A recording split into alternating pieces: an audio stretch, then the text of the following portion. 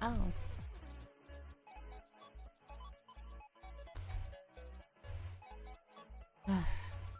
Okay, okay.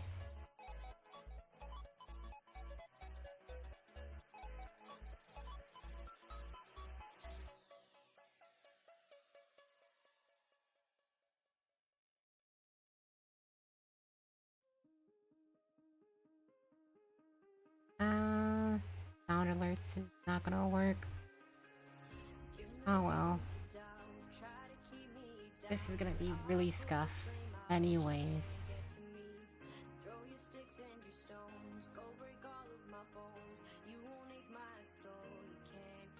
Alright, let me just get the game going.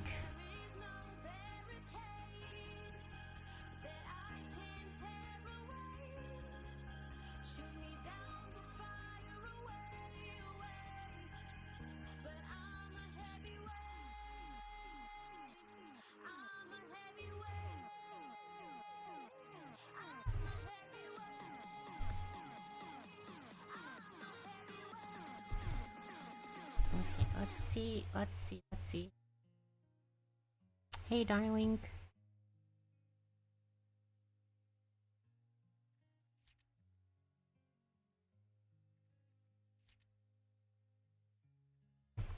There we go.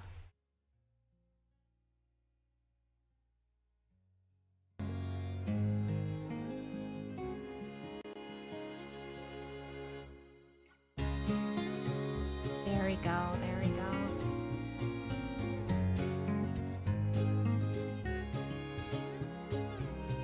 Woof.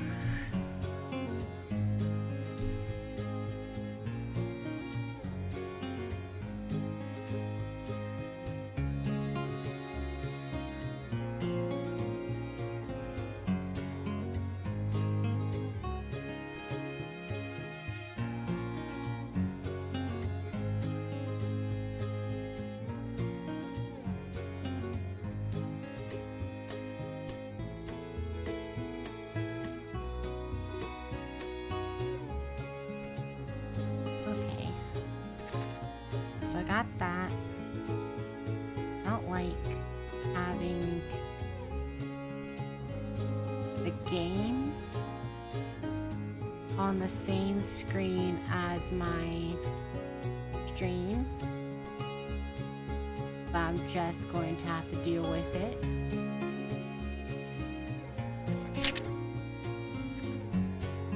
Yeah, I'm just gonna have to deal with it.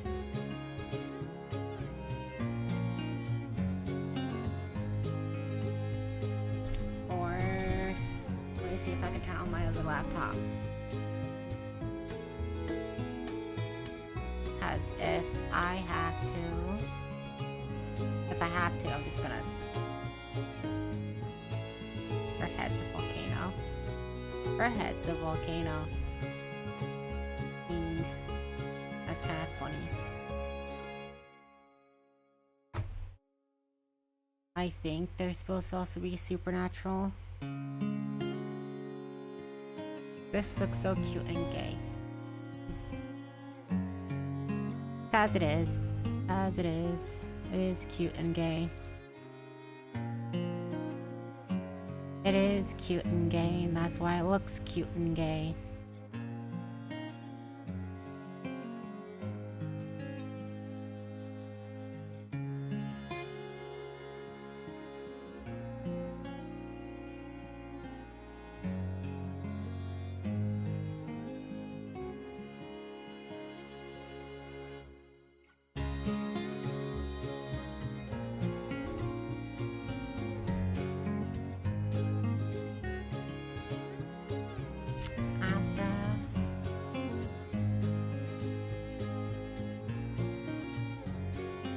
Come on.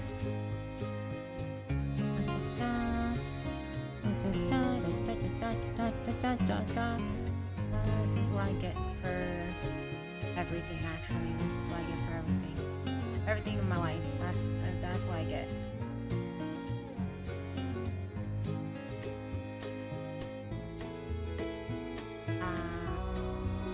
Channel? Yeah. Guess I'll go to my channel.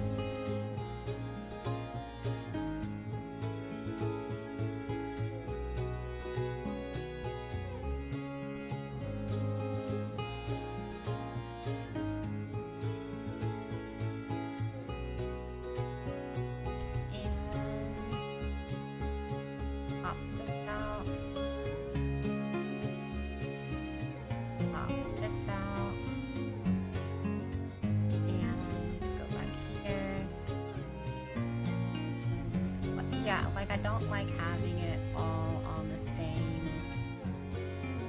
thing. But I'm going to have to anyways. I like playing on console. Okay, I like my console. I like it a lot. But let's get started.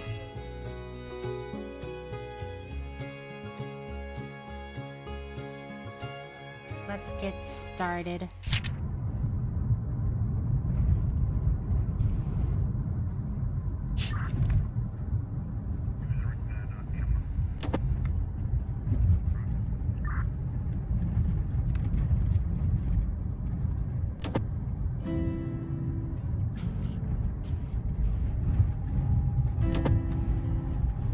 Sorry, sweetie. It's stuck. Can't go any lower than that. Is that right?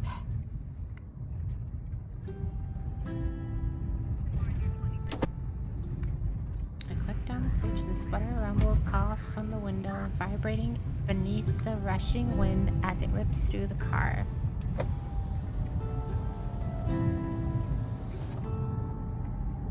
I click up on the switch, the window slides the rest of the way up with a smooth purr. I click down again, smooth purr, it stops halfway, spluttering rumble. Yep. There's actually a funny story about that.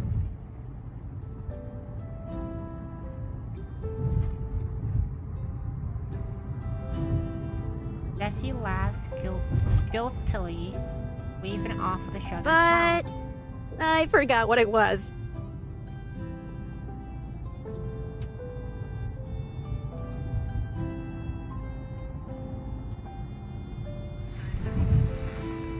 We smack a bump in the road. The car jolts up, tossing me into the door. I glance in the side mirror as we drive away from a pothole. Every problem in this park has a story. And there's a lot of stories. The park makes do with what it has, Eve. We're resourceful that way. I roll my eyes as she gives a reassuring grin, but her reflection in the stupid broken window tells a different story. One of concern, rivers of coffee, and a decade of overwork. There might even be a small wrinkle encroaching on her cheerful round face, but I don't dare say anything. I'm quippy, but I don't have a death wish. Not yet. Yosemite this time of year is a mixture of green and white, where the winter snow still speckles the peaks of speckles the peak of stone gray mountains and blend into springs revived trees.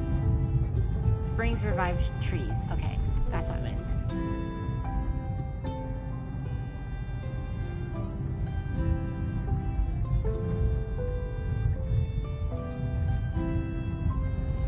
I close my eyes and let the whistling wind blow onto my face, and for a second I almost feel like a little girl again, riding in the back of Dad's pickup truck as we zip down the roads of Tioga Pass, anxious to explore the next trail. But right as I remember the smell of the sweet, fresh air, Van speeds past, leaving a trail of toxic fumes. The memories ripped away. The lingering exhaust resembles the similar gray sky, and I have to wonder if a storm cloud forms, but it doesn't rain. Is it still filled with water, or is it just hollow? Static crackles out of the air. Situation number 1 has been resolved. Over. Missy peels the mic off the dash, one hand on the wheel as she shifts to her supervisor voice. 10-4. Fill me in on the details. The reports end up being at 10:56. White male, early 50s. He was stumbling around when I got there. Stopped discharging his firearm as soon as he saw me pull up. Looked like he was shooting at some bottles.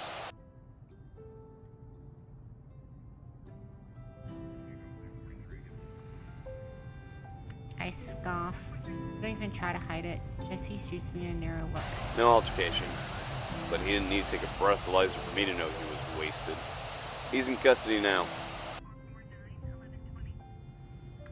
I will see the bags stretch themselves under Jessie's eyes as she heaves a deep sigh. It's only paperwork.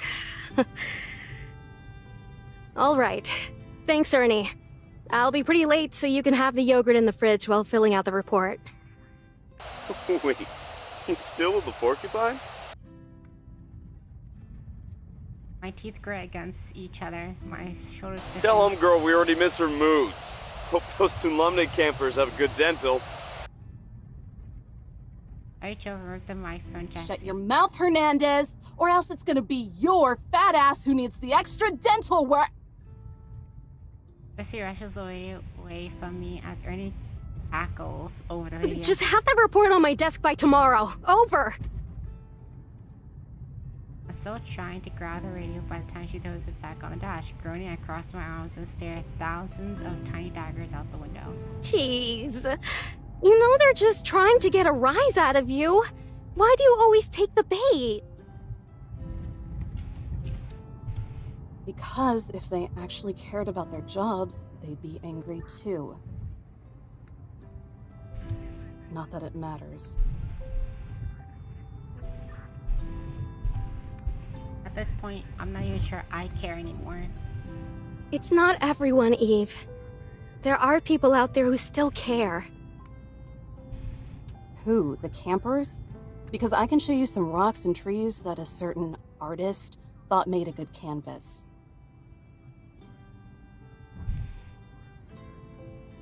I swallow the urge to That spit. kind of stuff doesn't get fixed overnight. I cast over Jessie's piercing. Neither did his fractured jaw or your suspension. I slump back into my seat, feeling the shame or regret are completely absent. All that's there is the gnawing emptiness that always shakes up my chest and lingers there. What happened to you? You used to be such a cute cadet. What? I'm not still cute? I flooded my ashes out of my eyes. Normally, backtalk like this would get anyone from any position fired, and secretly, I hope it does. It's that attitude of yours. I remember when you were energetic and determined. Sounds to me. Be like that again. They beat that out of me a while ago. Jessie frowns for a moment, then she grips the wheel and strains a smile into her face. Her dimples look like tight drums. Then let's see if we can cram some of that back in. By a transfer? By a change of pace. You'll love the meadows. It's a little chilly this time of year, but you can bundle up in the cabin, which you'll have all to yourself, by the way. You can thank Ranger Smith's gin habit for that. And the camping population? Jessie bites her lip, her eyes dart across the road. Don't think you're clever. We used to visit Tuolumne every summer when I was a kid. I know they have a campground there. Virulence with It's the sound. mostly hikers and mountain climbers right now, since the roads just opened. But I'm sure they'll come piling in as it warms up. I expect you to do your job. Great. More babysitting. Remember what you signed up for. Trust me, I do. Or I did before I realized the park was just the public's dumping ground. That's why the National Park Service exists. We can't protect every square inch of land, but we can manage parts of it. I scoff. If only. For most of these people, the parks are just toll roads. They pay to get drunk for a few days. No. No singing. No. They'll sit around the campfire and talk about how much they connect with nature, and maybe even write poetry about it. And then they'll leave the fire smoldering, forget to pick up their trash, and leave. Jessie cringes and audibly swallows. She stares at me with this uncomfortable gaze like something ugly she can't look away from. And the truth is ugly, so fine, let her. She puts on another one. Well, that's why we're... That's why we're here, right? That's our job. enforcing the law to protect the land. But who are we protecting it for? I stare at Jessie with eyes, waiting for an answer I know that will come. Likewise, she sighs-eyed me, waiting as the radio occasionally crackles with the report. The same people who are destroying it. Back into my seat and stare out the window. And where's the justice in a job like that? Then it pokes through an opening in the clouds, but a sea of gray swallows soon after. There's nothing I hear. A fist squeeze around the rubber grip of Dingwood and knuckle pops, then silence. We pass a clearing, and the forest that's been trailing us up until now stops. In the distance, I spot a smooth stone peak of Lambert Dome. It's a joke. Don't joke about that. Then I have to start doing a sing-song voice while reading this. Impossible. Sometimes you would make that hike when I was a kid, and when we reached the top, it always felt like I discovered a higher perspective. Everything seemed so small and the answer seemed so clear. And I wonder if I stood up there now, would it be the same? Is what I do important? Does protecting this land or preserving its dignity serve any purpose? And if not, does anything? By the time we begin passing families of pop-up tents and lawn chairs, the sky has dimmed to deep gray. Silvers of blood orange and red glow out from pockets of open sky. We hook left and right and take a short, beaten path. Tires crunch over dirt and gravel, then stop. We twist off ignition. The birds chirp, but the fresh sights only breeze through the air with it when a vehicle stops. We're here. Out of the car before she even finishes, dragging my luggage out from the back. Continuing to stretch, I take my first unobstructed look at the cabin. Moss building, guarded by a crowd of trees that extend far into the air, lumbering over the pointed roof. Nearly every inch of the cabin is built with the same sanded down wood. It's inoffensively smooth. Tree bark has more texture. Not too small for you, is it? Jessie walks up beside me, twirling keys around her finger. It's over shore. The campground is hidden behind the thicker row of trees. Small glimpses of tents poke out from behind them. Nah, it's perfect.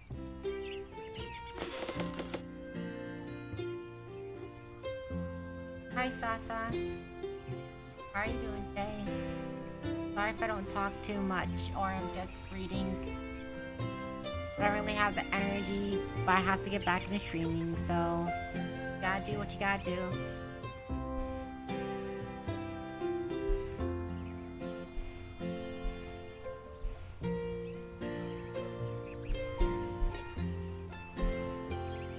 Sword creaks under our boot as we climb up the steps. There's another station nearby, but they mostly oversee boring bureaucratic stuff.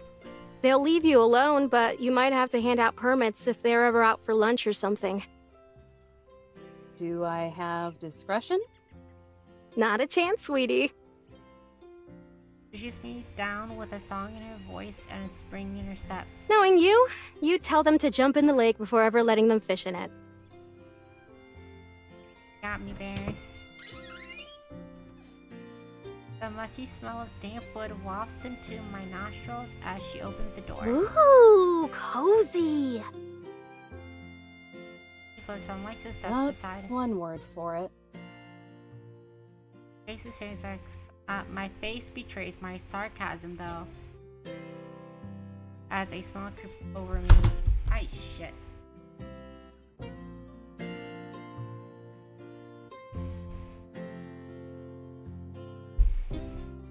It reminds me of a shoebox diorama. All the space is utilized and everything is exactly where it should be. From the fluffed up bed nestled in the corner to the fireplace built with rock.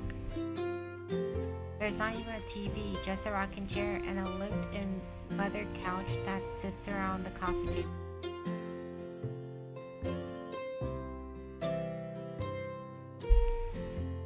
Jessie slides her finger down on a desk, then squints as she rubs it against her thumb. Huh, not as dusty as I thought it'd be. Maybe Ranger Smith liked chugging Windex, too. I drop my bag and frisbee my head at the couch. It misses and lands lopsided on the floor. Not unless he snuck back recently. Floor bends beneath my weight as I explore the rest of the cabin, wandering off and inspect the stone fireplace. An unburned log sits in the pile of ash. Cobwebs weave around the well-swept corners and polished floor as if they were intentionally avoided. This place is clean, but whoever the neat freak is must not have any guts. A fuzzy spider trapeze from the ceiling. I look and make sure Jess is looking, then give the tiny wave as it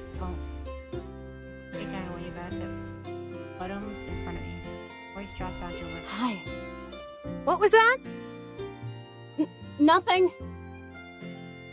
Quick swing, the spider leaps away from me, landing in the middle of a trio of paintings hung on the wall of the dining table.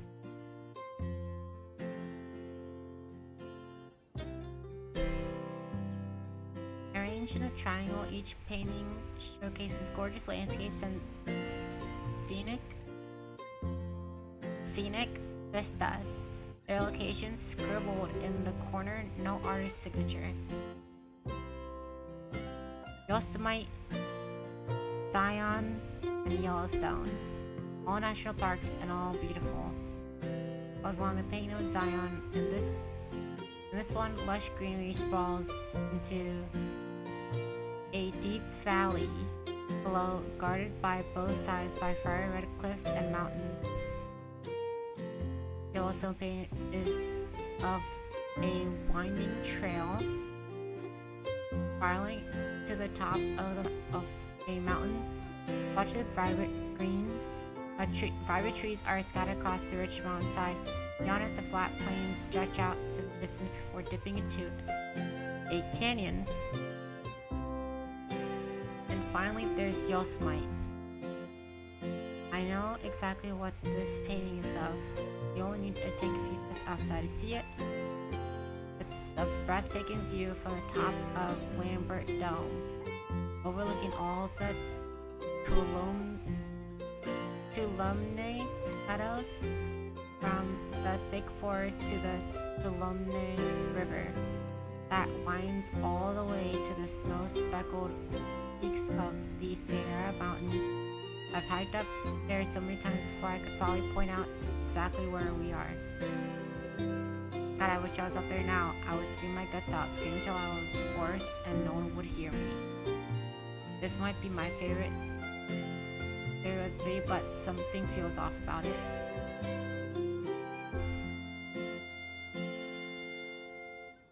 After a bit more squinting and head tilting, I decided that this painting is too crooked for its own good. The frame is so off-center.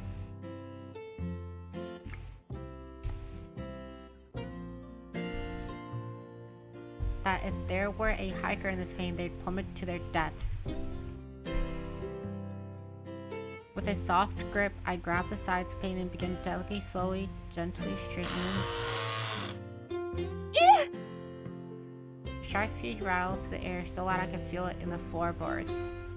First crawl up my spine as I nearly leap out of my uniform. Geez, so jumpy. He's past the dining table and rests against the counter. It's just the cabin settling. This place is old, so it's gonna be a little noisy. Her voice drops an octave. All that's missing is flash below her face. Kind of spooky, huh? Not really. The cabin squeaks again and my shoulders tense. Jessie grins throughout, thoroughly entertained. Some of the past rangers stationed here always said it was haunted. Personally, I think it was just something in the coffee. Picks up a percolator off the stove, rattles it around. Flipping off the lid, she pulls out a small bottle of the bottom self-gin. Our tax dollars at work. Just be happy we're not privatized yet. Make sure to recycle this later. the bottle and tampers off towards a cabinet. I set it back down on the counter and follow behind. Question. When was the last time you were at the range? To shoot? God, I don't know. In my head, I think back to the last time I unholstered my sidearm. Despite the faint attention from being surrounded by obnoxious campers, it's about as rare as an eclipse. About a year ago, I guess, when you dragged us all down there on our day off to practice. I counted, leaving the key in as she opens the door and slender gun leans against the back. An off day for you guys, maybe. I'd kill to just have one weekend off. The words slip out of her. As soon as they do, she glances at me, then the gun. I didn't mean, like... You know I won't actually. I stare straight at her as she fumbles on with her words. She coughs. Anyway, what we have here is your standard issue pump-action Remington 870. Also known as a shotgun.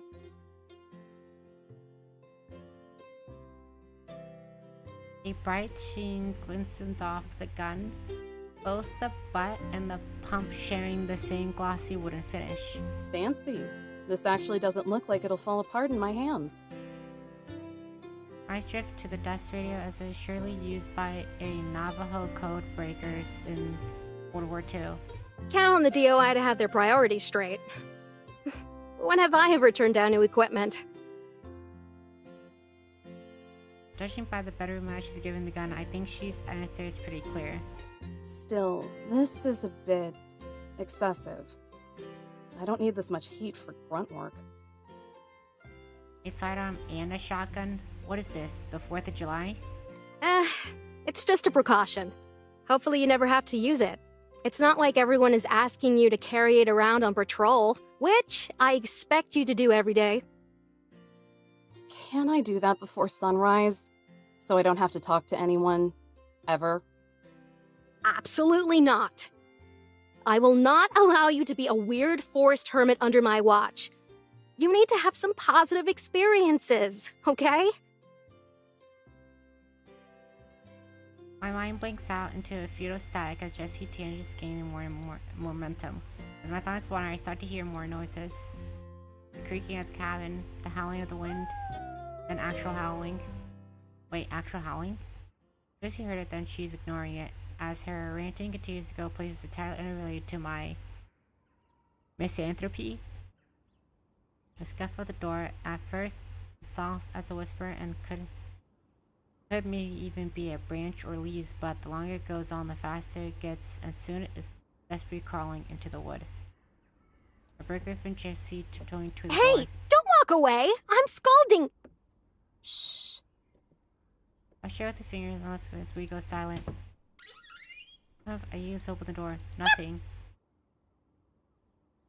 A yelp squeaked out below me. Look down and come face to face with the love of my life. An adorable puppy. Floppy ears, barely reaching my ankles, panting in front of me, its small paws scratching on my boots. Oh my god, buddy! Hey, the heart most stroked soft fox ratty fur. What are you doing here, pup? Huh? Are you lost?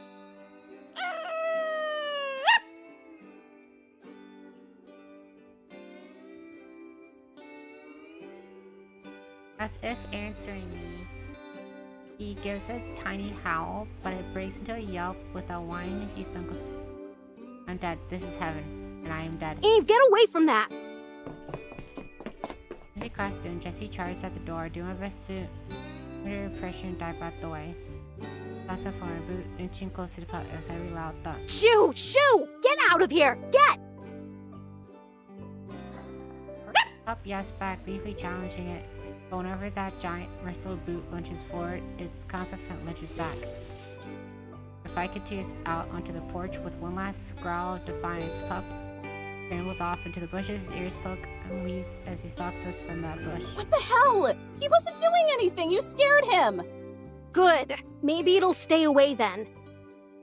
That Jessie is like she's the devil incarnate because she is. Don't give me that look. And his gaze with more steel. Orphaned coyote pup. started coming around the camp, and Smith, in his infinite wisdom, decided to feed it. Vince towards the bush again, but by now he's gone, hiding somewhere in the shadows as the sky darkens. Dish for him later. Don't! With a single rabbit finger. Did she read my mind? I didn't say anything! But you thought it. And if you have any sense, you'll... He pauses, glancing. Sunlight is snuffed out. I'll lecture you another day. But for now, I have to get back to the station. Before Hernandez eats all the yogurt. The nudge from her elbow, she starts for the truck. Yeah. Kick his ass for me.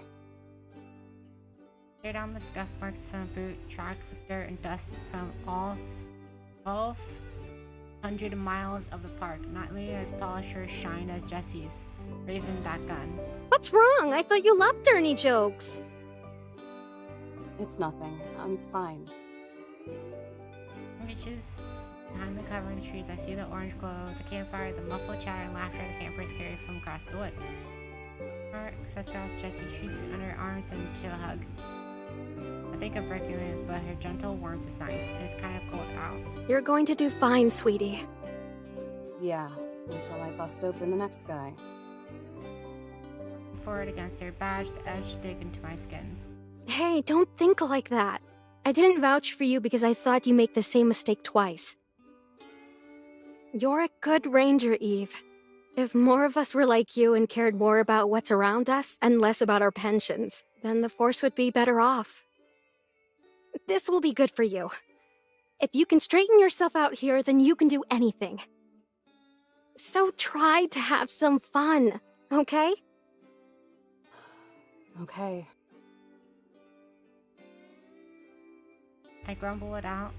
She has too much faith in me. Maybe all that was true at some point, but now I can't take or leave the pension and the land. I can take or leave the pension and the land. None of it matters. Not to the wigs at the top, not to the public, and not to me. He swings an arm around my soul and walks us to the truck. And besides, I'm just a radio call away if you ever miss me. I'll call every day to check in. Yay. Can't wait. The truck that starts up, revving the engine is so loud I expected to shake off all the rest that's carved itself into the bumper. No slacking off now. Puffs off the key in my hand and shuts the door. The headlight streak in the night air beaming against the silhouette cabin. The window rolls down, all the way down. With a confident smirk, Jessie tips the brim of her hat. And Eve, you're wrong.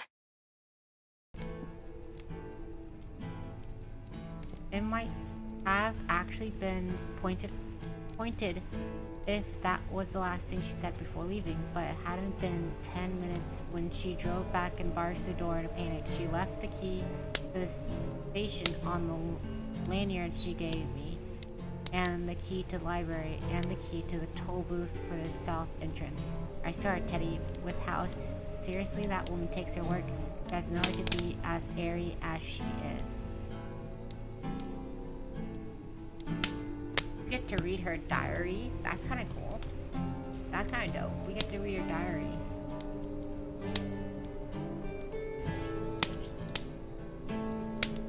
Though I guess I'd start to slip a little too if I were working an endless stream of hours and got as little acknowledgement as she does. After 4 years, it's hard not to respect her. There's not a moment where she isn't on a call or filling in for someone or blazing through reports. But somehow she manages to stay as bubbly as dish soap.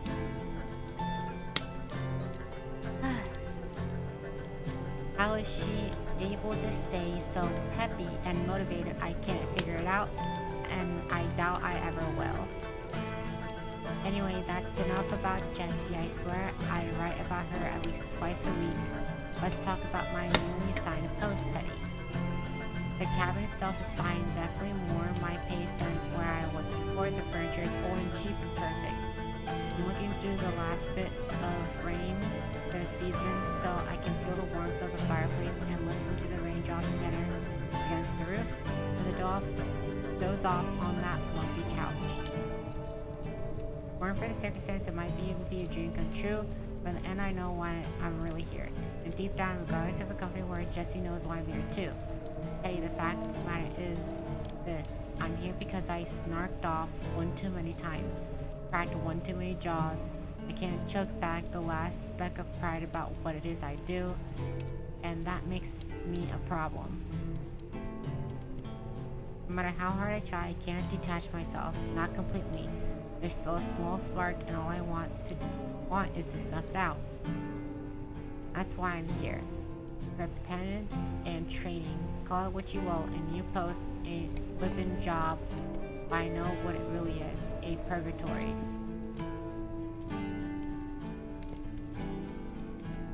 My pen hovers above the page, inching from carving my thoughts into stone. Once that happens, they can't be taken back. It's a scary thought. I wonder how old she is. Because it reeks, how do you say? It writes like she's probably in like her early 20s, going on to mid 20s. When life starts like hitting you really, really badly. And it's like, you can't get away from it, you know? Everything is just too much as real life just keeps piling and piling on. Back, probably gets paid a lot. So, she has a stable job. Okay, right? She's hot-headed, so she's younger. Okay.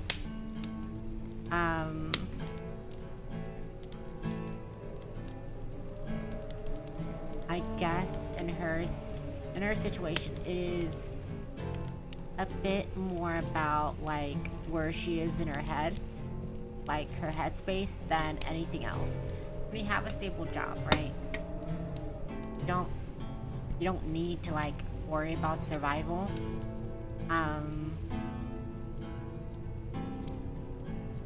So she doesn't need to worry about bills and stuff like that, so she's not like worried about like, what am I gonna do next? She's more worried about how she feels about everything now, you know? People from early to mid 20s and even towards like their 30s and even 40s can all feel like they're stuck and what they're doing is meaningless, and it's a hard feeling to get away from, you know? It's a hard feeling to get away from. Sighing, I drop the pen and reach for my mug. But instead of the lukewarm coffee I've come to tolerate, all that's left is a brown ring crested around the bottom. I stretch blah blah blah blah blah blah blah blah. Ugh. I stretch out the chair and let my longest yawn in at least 20 minutes, maybe even 30. Drag my carcass to the stove and pour myself the last of the coffee from the percolator. Steam rises from the mug. The coffee stick and sludges around like a motor oil, overcooked and bitter. Always tastes like it too. But I'm not a snob, and the coffee is still coffee, even if the gas station could whip up a better brew. That percolator works as well as anything else. Besides, the charm in it is they're enjoying things that are inferior and outdated. Oh, definitely. Oh, definitely. Oh my goodness. How I would love to just surround myself with outdated equipment. Just simple, outdated equipment. My refrigerator only needs to like keep things cool and keep things frozen, and that's it. If I could just get that refrigerator I had in my childhood, like literally just the white freezer on top, fridge on the bottom. Like, I would buy that. I would buy that over any fancy, oh look, my water is filtered type bullshit. Ugh. If I could, I would fill my house to the brim with analog shit. Maybe the only shit that is actually like fancy would probably be like TVs and stuff like that, you know? Like TVs and consoles and like computers and stuff like that. Everything else, analog as shit. Analog as shit. My roommate has a wash machine that has a soil level. And I didn't know what soil level meant, right? I didn't care for what it meant. The ones I'm used to has an on switch, how big everything is and everything like that, and that is good. That's good for me. It is the cheap industrial product that gives nothing more than it takes.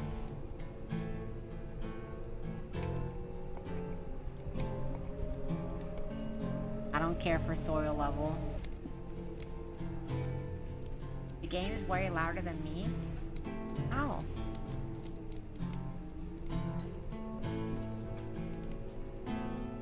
Testing, testing, testing, testing. Maybe I'm just too far away. Cause the mic is definitely louder than the game audio on my side. Of course, it's also that I'm not too close, right? It's also that I'm not too close. So let me just put the mic in my hand like some kind of like person who speaks into the mic. I don't know. But I'm gonna continue. Like, analog stuff is so much better than this modern bullshit that really doesn't do anything but like spy on you. I'm not a dork, you're a dork.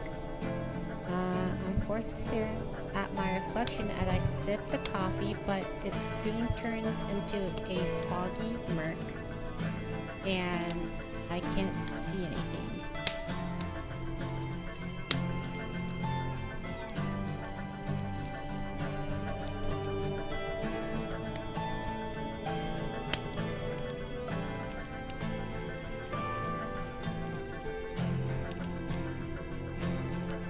It's all that oil seeping to the surface, a gross thought, but it doesn't matter as long as it gives me the energy to keep going.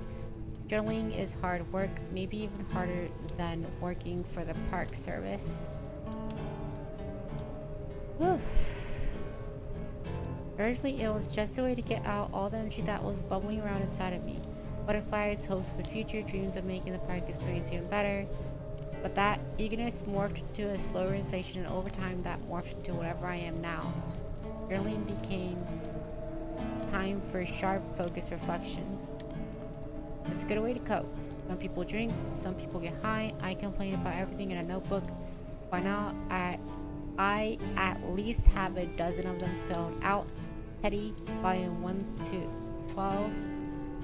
I like to think they all share the same consciousness.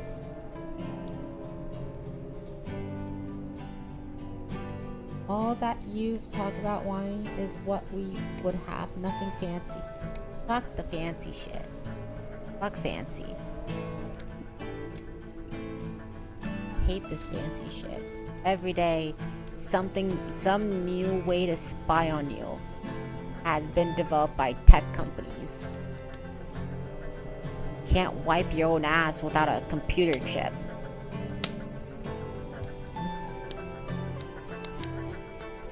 The cup warms my hand as I lean against the counter. The wind kicks the cabin, and if I listen closely, I could hear night's nocturnal whispers from outside. Chirping from crickets, the steady shaking of leaves.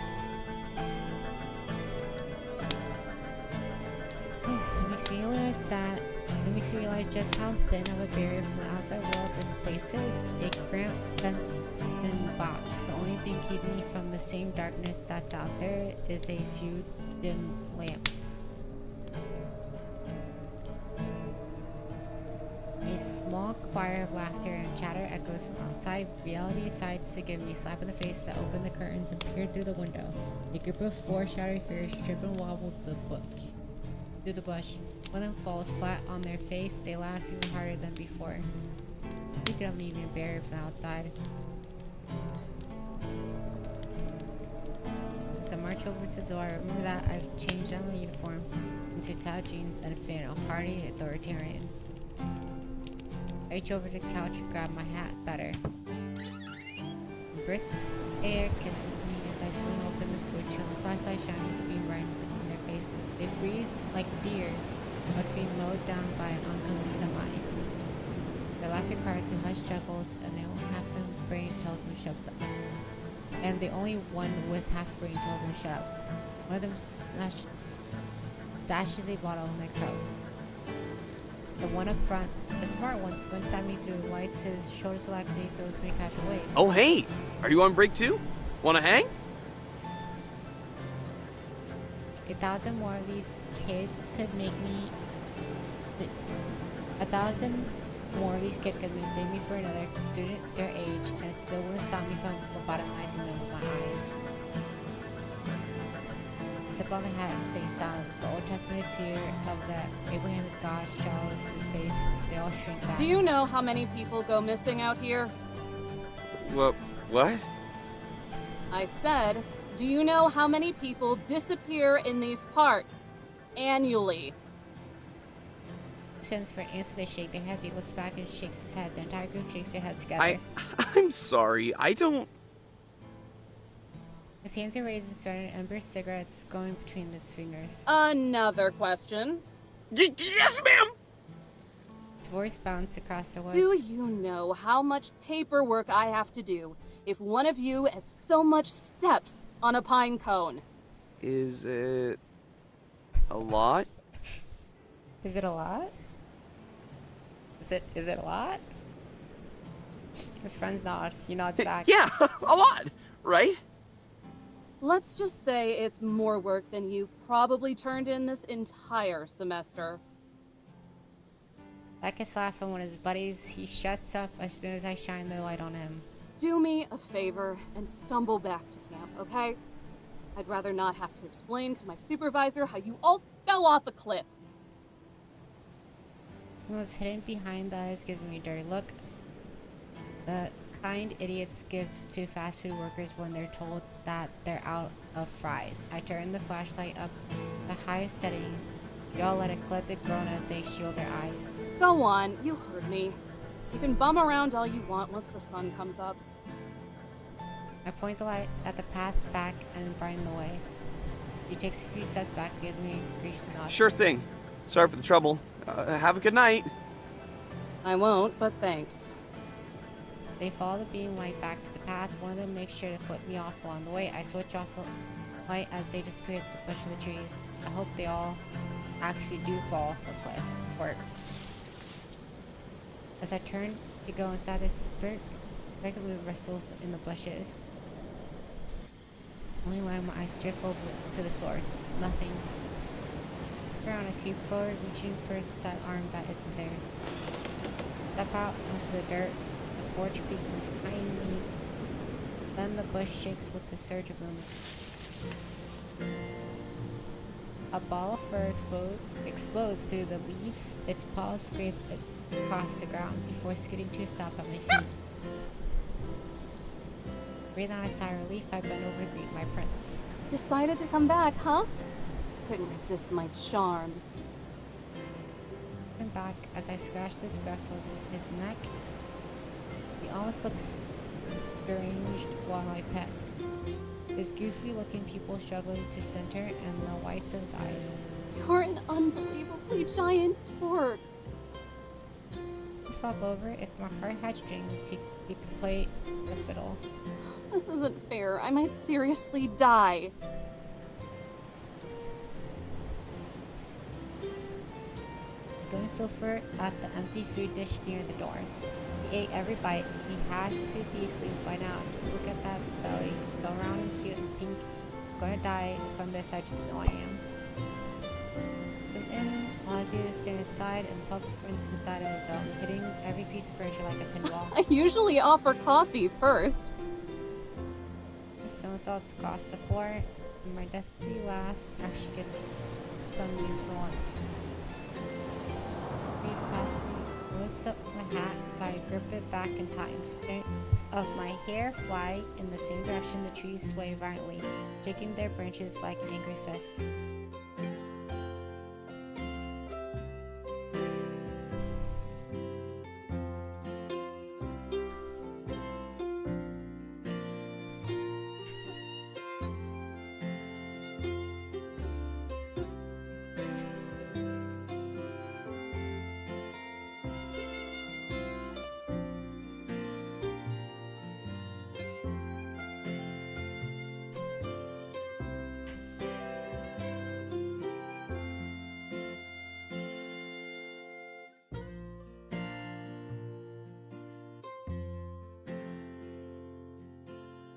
Clouds curtain the last sliver of the moon, submerging the woods in a dark deeper than any sleep. The cold seeps into the notches of my spine, shuddering as I rub the warmth back into me, locking the door on the way inside.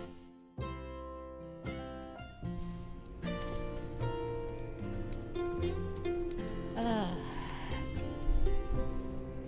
So we're following one of those people. What do I mean? I mean the type of person who has more love for like nature and like animals and shit like that, you know? Than they do for their fellow humans. And they might think that their fellow humans are like pests or something, you know?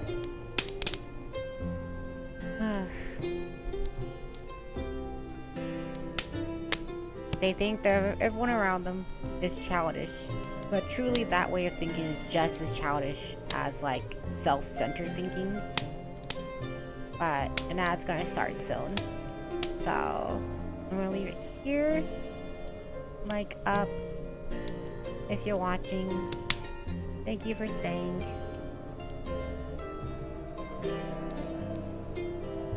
Ugh.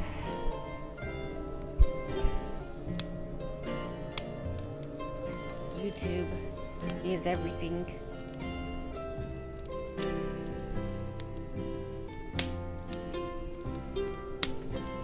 YouTube is everything. Let's see how long it takes. Does that mean the ad ended? Oh. The ad ended. It didn't just start and ended. Okay. Give me a second still.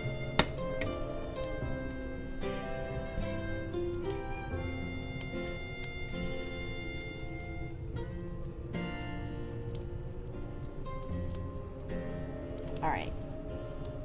Like thunder, Pop runs up to me as I enter. Then, like lightning, he bolts back onto the couch. Pull up from my bed and let me pop at the couch. His front legs stay perched on the back of the couch as he peers over it. Oh, no you don't!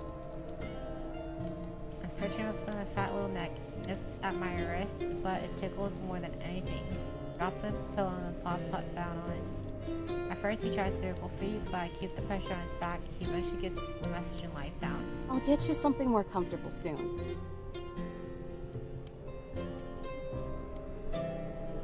My legs brush against the snow. Fears get up. A stream actually catches my attention.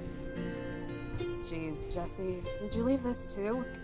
A bag of lemongrass tea sits between the pages, acting like as a bookmark. Did she not have anything else she could use at the time? Or was she just lazy? He creaks the blow. Wind puffs ears stiffen and alert as he quietly gazes at the closed door. Down at the magazine, a map of the park is paired with an article. Every exit to the park is circled red. Wrapping up your stay, leaving the Yosemite.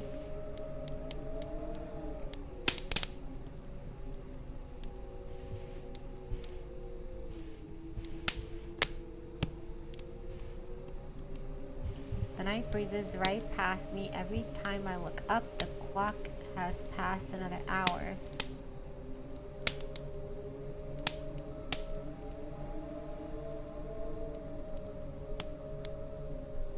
And the gap only grows larger.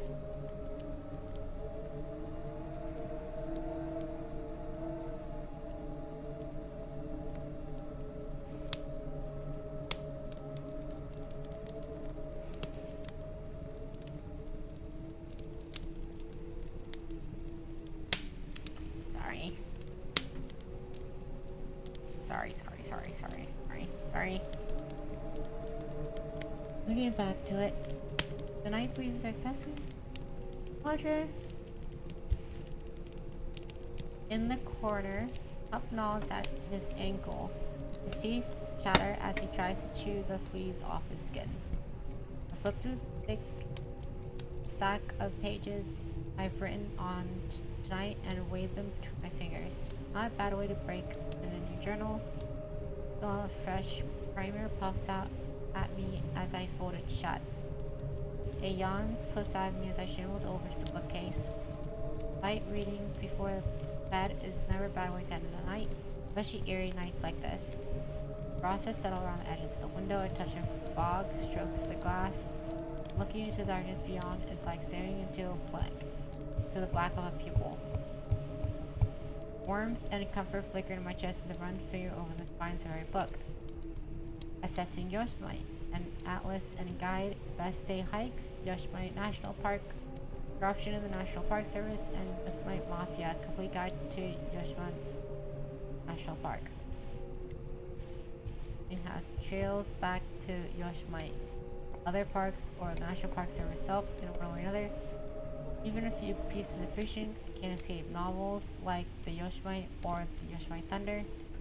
Looking over the alphabetically ordered books, I start to notice gaps, missing value and spaces between books the kind you see at a library when something is checked out. As I get more perplexed, I arrive at the bottom shelf. A giant cardboard box sits alone on the shelf, bursting with stacks of paper and folders. Balancing the very top is a pink photo with bright bubble letters drawn in crayon. Network research. Hey TV, how are you doing? How are you doing today? I'm just playing. Thank you. I wish it was working though. It doesn't seem to be. But thank you nonetheless. I'm tired. Oh, look at that. It was late. It was late. It was late on my screen.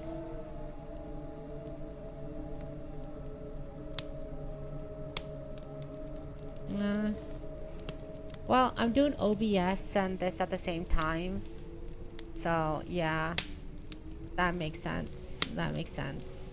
Because I'm seeing it kind of in like a little bit seconds behind on my other laptop.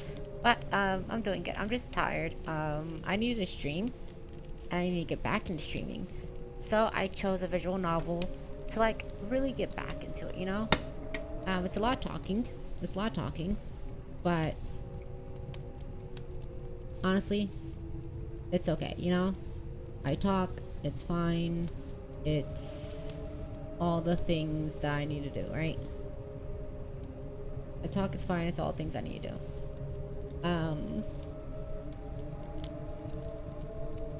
Hey. But no, yeah. I need to get back into streaming, so I chose a visual novel to get back into streaming because, yeah, I had to finish Signalis. But when I thought about it, I was like, I don't really want to play Signalis. I don't really want to play anything at the moment, and I don't want to stream. And when you feel like you don't want to stream, you want to do something light and something fluffy, right? You want to eat cake. You want to eat the stream version of a cake, and the visual novel for me is a streaming version of a cake. I don't really have to do much. I really don't have to say much.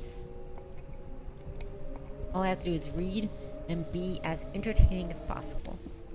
Surrounding the letters are brutally drawn squirrels and toothy rabbits. Some are colored in the precise strokes, never staying an inch outside the lines. but others are so widely scribbled in, and the trail is so far outside lines, I'm pretty sure an 8-year-old coming off a sugar high could do better. I reach down to grab it, and John sings from the kitchen. The distinct sound of bending hinges sends my heart racing to my throat. That wasn't the cabin setting. Pup bares his teeth, a low, vibrating growl rumbles out of his tiny body. He sounds primal and large. Just like earlier, his ears pop out and point into the air. He stares at the corner, and I follow the direction of his snout, the closet. Just to skip away from it, the cupboard by the sink hangs open, still easing to a stop. The floor bends beneath my feet as I walk over. Suddenly, I lose traction. My feet slide out from under me as I slip towards the counter. I yelp, my foot almost colliding with the sharp corner of the corner. I reach my hand out and grasp it. The edge scrapes across my palm. That was a little too close. My pup is staring like, but he fixes it on the closet. Did you do this? For once, I hope the gross answer is the correct one. By looking ahead, the trail of water leads to the closet. I started to think I'm not that lucky. Some noise, whisper from behind the door, heavy breathing, quick burst of movement, that hustling. Flashes back to what Jesse said today about this place. How past rangers thought it might be haunted. No snap out of Eve. I saw my cheese to push the idea far my head. There's only one explanation for this. One of the campers from earlier snuck in here somehow and is just trying to give me a good scare.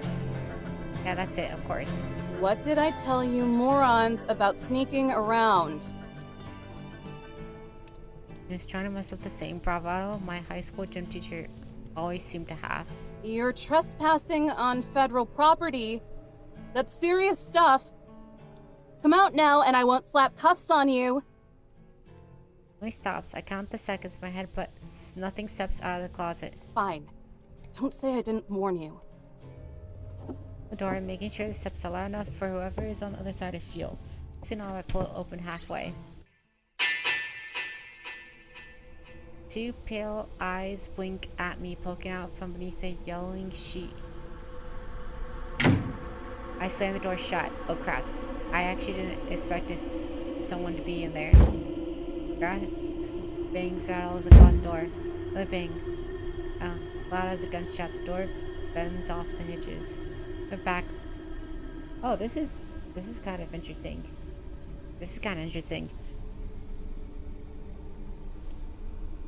Back, my foot slips onto the puddle, but I brace my legs. Somehow, I'm standing.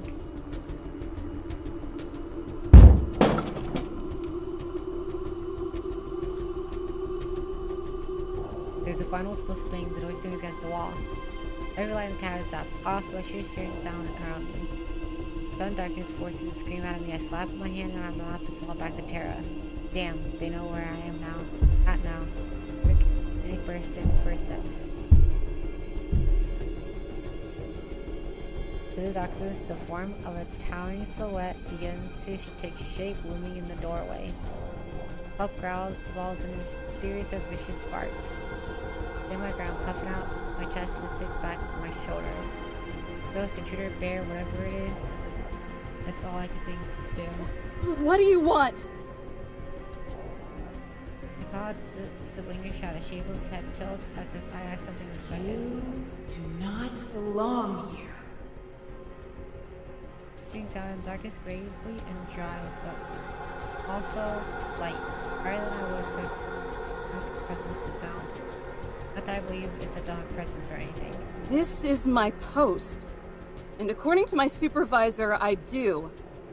We do not concern ourselves with the laws of mortals. We? A dim glow flickers from my closet, illuminating the figure in blood red. Water drips from their soaking hair. Their bangs shadow their eyes. They stand unnaturally straight, as stiff and dangling as a corpse. Skillful patterns weave parallel their clothes, beads wrapped around the neck. Hey girl. The ghostly sheet hovers past it, floating in the air. Shiver trains down my spines. Floating so feet in front of me. This has to be a prank. I'm getting punked. Jesse and Ernie are in on it. Leave us to our resting place. Yeah, I'm pooped. A pitch energetic voice shouts out from the closet. The tall figure kicks back her leg.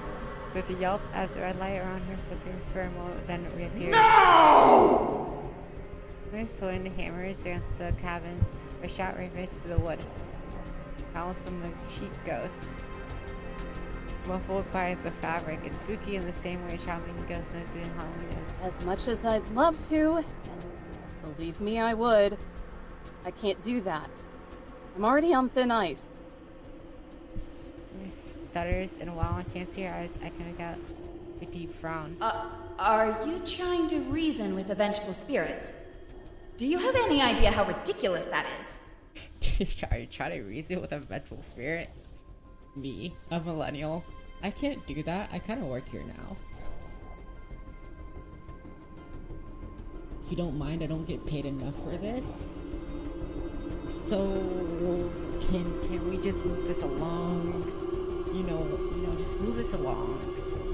Vengeful spirit, come on, like we can make a deal. You can have my boss, okay? You can have corporate. I'm working right now.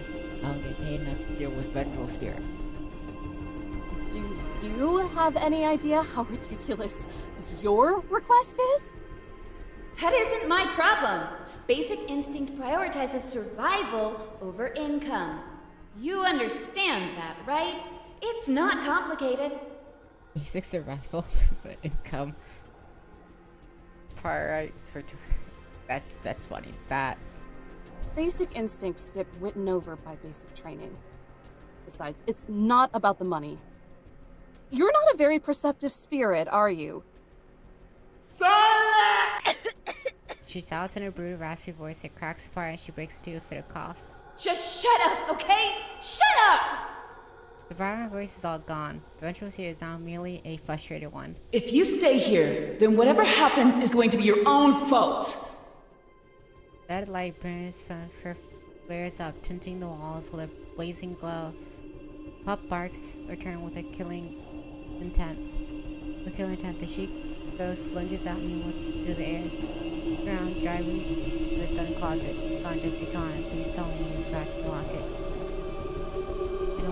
It's with my momentum. Yes, I knew I could always count on you, Jesse. Remind me to take you out to dinner if I don't die here. Still leans against the back of the cabin. Undisturbed and untouched, I reached to grab for it. I crushed its chest as I hoisted it into position. I pushed down the safety and grabbed my fingers on the trigger. And I stared down the barrel. My feet and the sheep ghost stares at me, now firmly on the ground, directly in my sights. Shakes, I shake, the temperature of my blood pumps, and my body freezes with a cold sobriety. This is what I wanted from this job. I never want to hurt people, so point guns at them or point them in the face. All I wanted was to protect. My butt dances around on its feet and it's game of tug of war.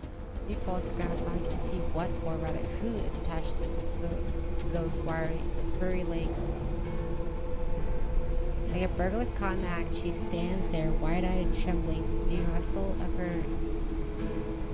Leaves rustle off her tiny bagel dress, but there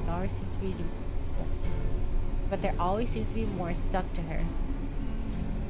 Jeez, okay, that's a lot of talking. Okay, give me a second.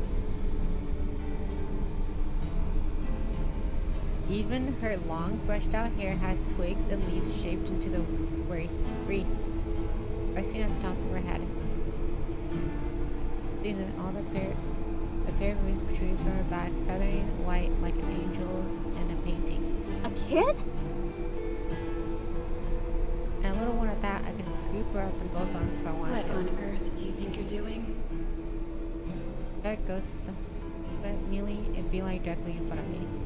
panicked, I shifted the gun to her, but she already towered over me. Not another step.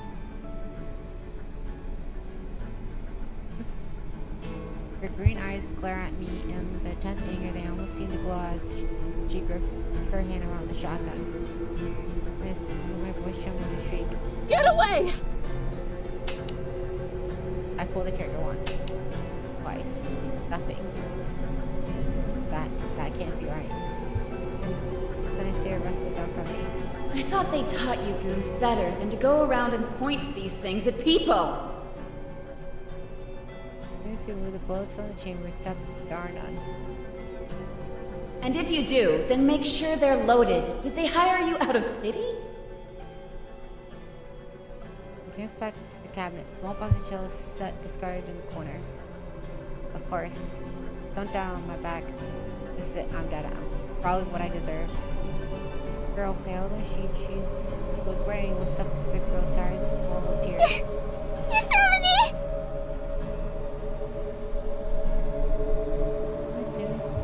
Dashes me on her front, she wraps herself around her legs, doesn't stay only half hidden as she sniffles.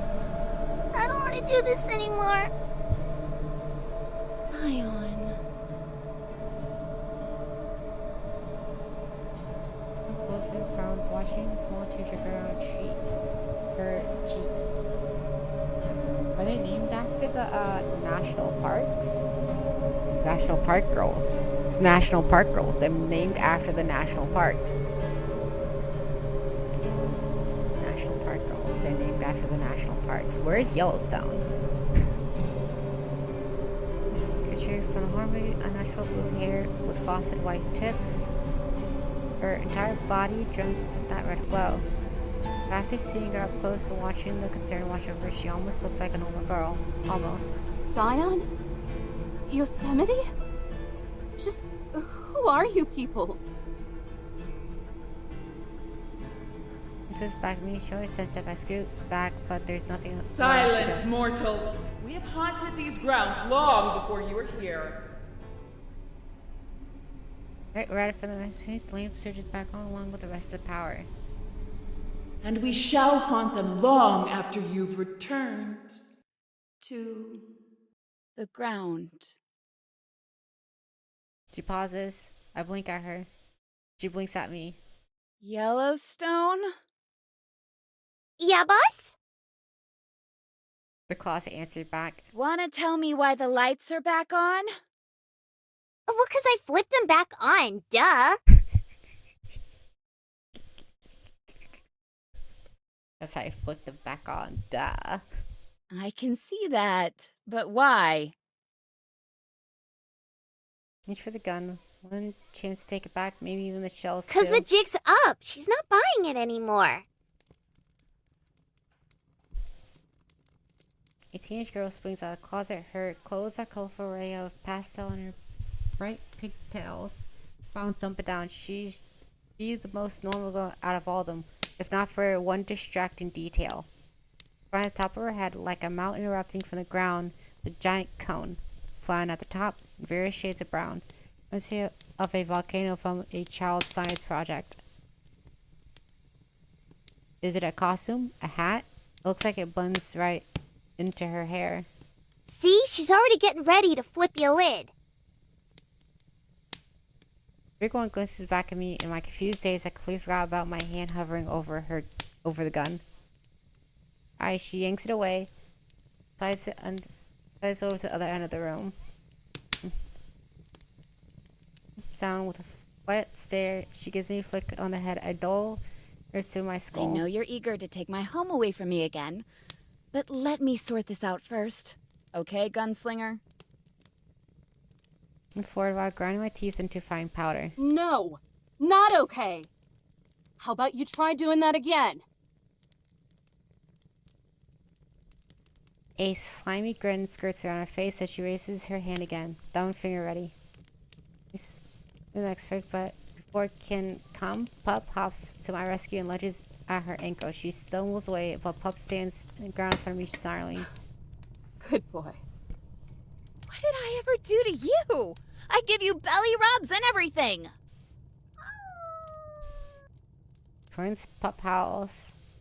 I think I love the little guy a little more with every passing minute. Zion, sweetie, can you keep the fluff ball at bay for me? Logo, who has since retreated to the kitchen with her other friend, gives a quick nod. Okay. Where she flaps her little wings and drift across the room, patting her lap as she calls for the pup. Hey, boy. Wanna play? She pucks her lips to the whistle, but only air comes out. When she realizes that won't work, she clicks her tongue, digging into her hair.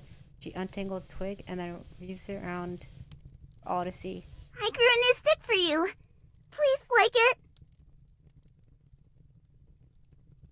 It snaps, his snarl melts into his smiling pan as he dashes over, completely forgotten about his duty to protect me. This was a disaster. Uncle pinches the bridge of her nose, sighs. No small part thanks to your lack of commitment. Turns to the one in the kitchen whose head bobbing back and forth to a silent I melody. was tired. Jumps over the counter and groans. Oh, we've done this like 1,000,000 times. It's the pits. We do it because it works. That last guy rarely stepped foot in here after we gave him a good scare. So, they really did think it was haunted. That's because it is. Now go away. She's different. Dollface over there put up a fight. Dollface. I'd be annoyed if this weren't so confusing. I don't like her. You don't like nobody. You don't like nobody. She's Snoopy. She gives me a suspicious eye. The feeling is mutual. Stonehead grabs the tea kettle from the stove and skips over to us. That's kind of why I like her. He puts over the kettle lid and holds up to his tall friend. Owen wrings out her hair like a wet rag. Water, more than any sponge could retain, flows into the kettle. She saws the water is near the top and her hair is bone dry. What the hell? Well, I'm glad you feel that way, even if it's incorrect.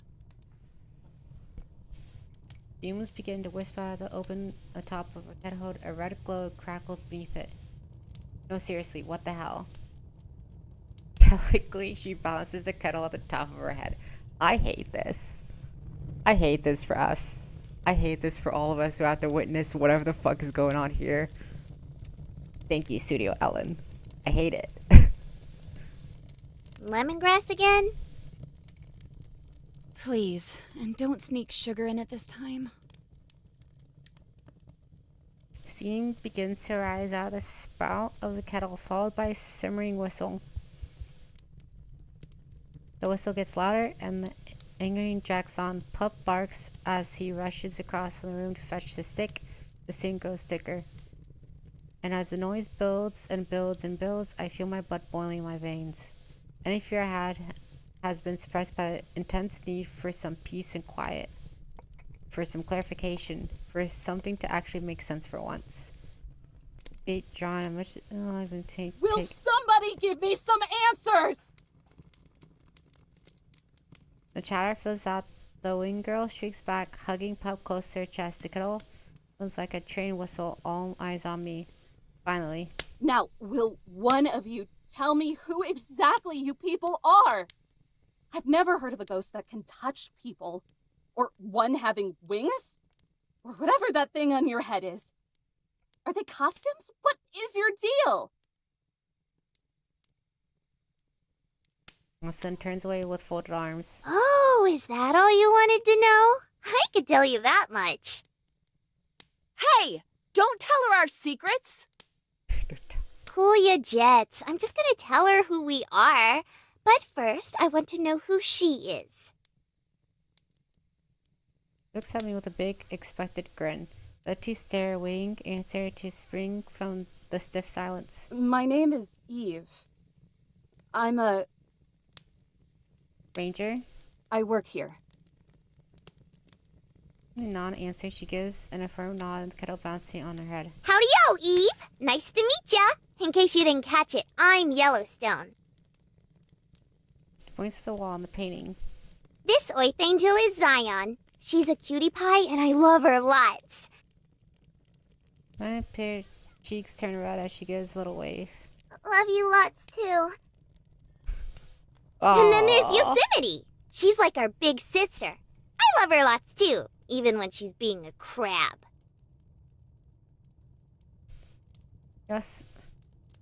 Yosemite says nothing. Said Yosemite this entire time. Sounds better than Yosemite. Glance at the paintings, pair each one with a girl. So, are you each named after a park? Are they nicknames? Someone tits her head and blinks. No, Points to herself. I'm Yellowstone. She backs her shoulder with Zion hugging her behind. This is Zion. That's why Missionary smacks her back. I can practically feel a loud slap as Yosemite nearly leaps out of her skin. And this is Yosemite. The kettle stays balanced on top of Yellowstone's head through all this. And two together, but I keep ending up with 5. So, what are you saying? You are the parks? Thought. I didn't say her face. Her face scrunches up in thought. The steam evaporating seems as if it could be coming from her brain itself. She looks to Yosemite for answers. Yosemite nods. Sure, that works. All right, I'm radioing my supervisor. Huh? But why? Told you no one would understand. I don't know how you're pulling off these magic tricks, but trouble is trouble. And you 3 are definitely that. Turn around and start for the desk. Rick wraps up one's face and switches between me and Yosemite. The kettle whistles above her until finally she decides to hand off. One sec. Nurse, fumes from her head puff behind her as I try to pull myself away. Let go! Do you just not believe us? I don't believe you, I don't trust you, and most importantly, I don't want to deal with you. My feet drag as I tug her behind me. Her grip surprisingly firm. With each step, she squeezes harder until I can feel her fingers press into my bone. What if I can prove it? Don't bother. Just get your painting and the rest of your stuff. We need to go away for a while. She ignores Yosemite and keeps pulling, digging her heel into the floor. Her grunts get more pain as she wraps around another hand around my forearm. Please! Just a chance! Our conga line passes Zion and Pup. Pup's tail wags as he looks there, waiting for scratches and pets. Zion looks up at me with her big, sorrowful eyes, only seem to get bluer as she gets sadder. Pup paws her dress, his ears flop.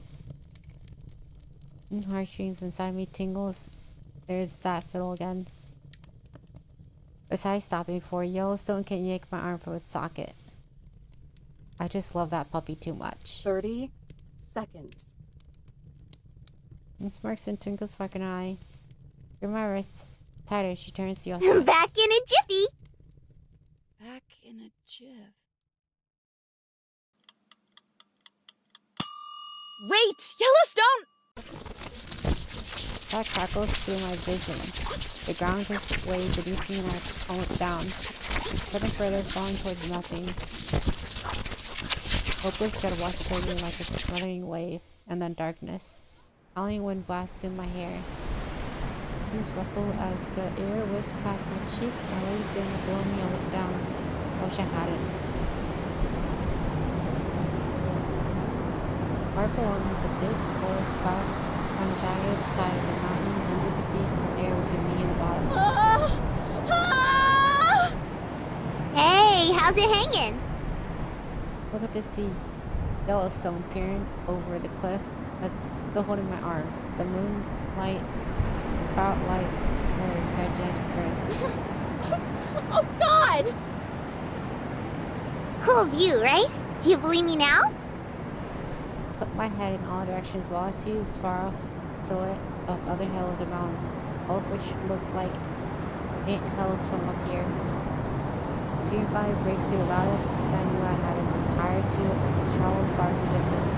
Help, help, help, help, help, pull me up! Whoa, stop moving so much. I'm gonna lose my grip. Don't let go, don't let go. It swings like a pendulum. I grip Yellowstone's hand tighter. Aw, you don't like it? No! No, take me back! She wants off her cheeks out as she pouts. Jeez Louise, don't flip your wig.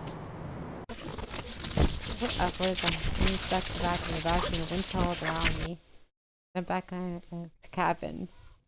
The room feels like a hug, and my legs feel like jelly. I drop to my knees and catch my shallow breath.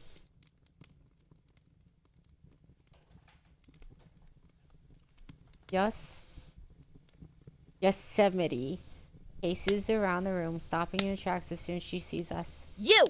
Is your brain made of mush? What were you thinking? Yellowstone sticks her arms out like wings of a plane, spinning around the room. Dawn giggles at Yellowstone stickers, circles around her, pups just impatiently below them, his head going back and forth across the floor. That I can make her believe, duh. I think it worked out pretty well. Does she look well to you? As I try to warm myself, I'm shaking. My entire body is shaking. I would be dead. I'd be dead. Hey, Nova. Thank you for the lurk. Oh, my own nightbot is telling me not to disturb your sleep. It's right.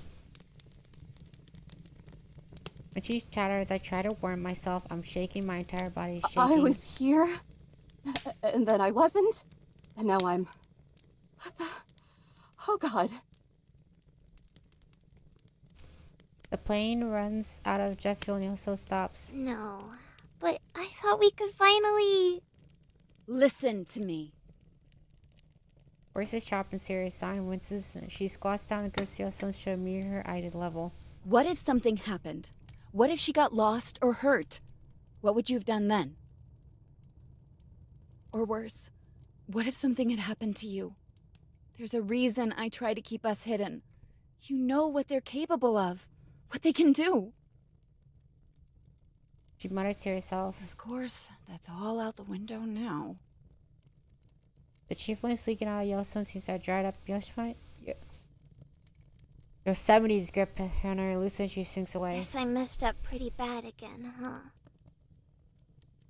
Yosemite just gives a deep sigh. Reminds me of a disappointed parent. Darn tugs at Yellowstone's hand. I think you did a good job, Yellowstone. How adorable. Yellowstone gazes down at her with a sad smile, then squeezes her hand back. Why is Yosemite so different from Yellowstone and Zion? Probably because what they're named after, I guess? Right? Yosemite sounds more, well, yeah, sounds more native. While Yellowstone and Zion are more like European. So I guess that's why they look more European.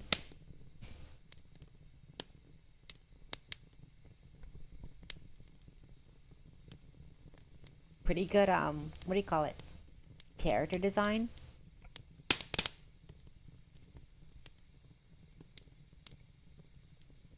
Okay, the huge, like, mountain on top of her head is not really good character design.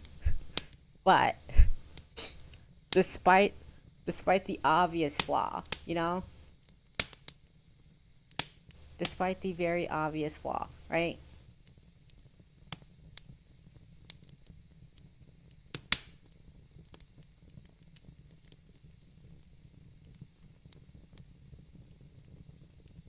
Yeah, despite the very obvious flaw of there's a giant mountain on her head, right? Long young squeeze on her enough that only the tail end of it is audible.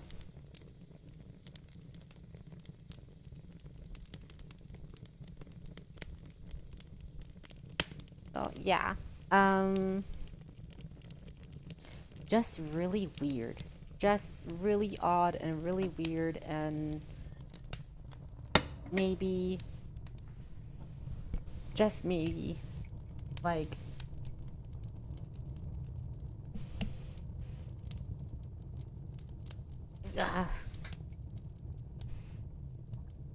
oh fuck. Just maybe it's not exactly supposed to be like this weird, you know? But it is this weird. Like, ooh. That was close. Something fell on my laptop. My drink almost fell on my laptop. Where's the cap? Where's the cap? Looks like someone's sleepy.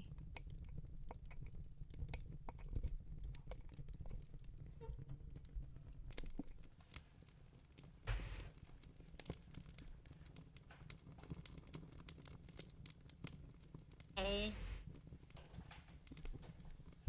Right. Okay.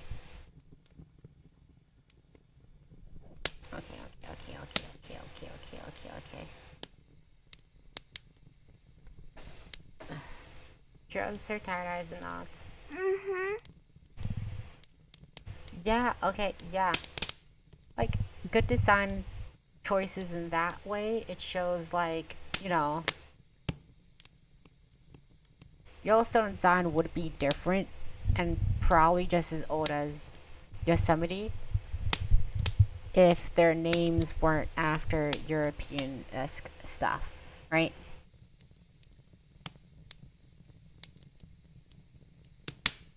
So, maybe that's why it's like the way it is. If somebody combs their fingers through Zion's fairy tale hair. Get her ready for bed while the human and I negotiate.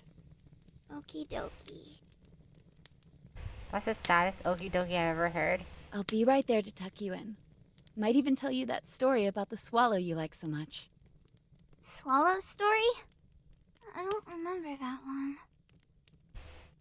For a moment, Yosemite freezes, then she shakes a chuckle. No, of course. Why would you? Leading her by the hand, Yellowstone pulls Zion along the bathroom, Pup trots along behind them. The door shuts, Yosemite turns back to me. Her posture stiffens, perfectly straight in all business as she walks over to me. You alive? What was that? Oh, hydrate and big stretch, okay. Okay, I'm doing it.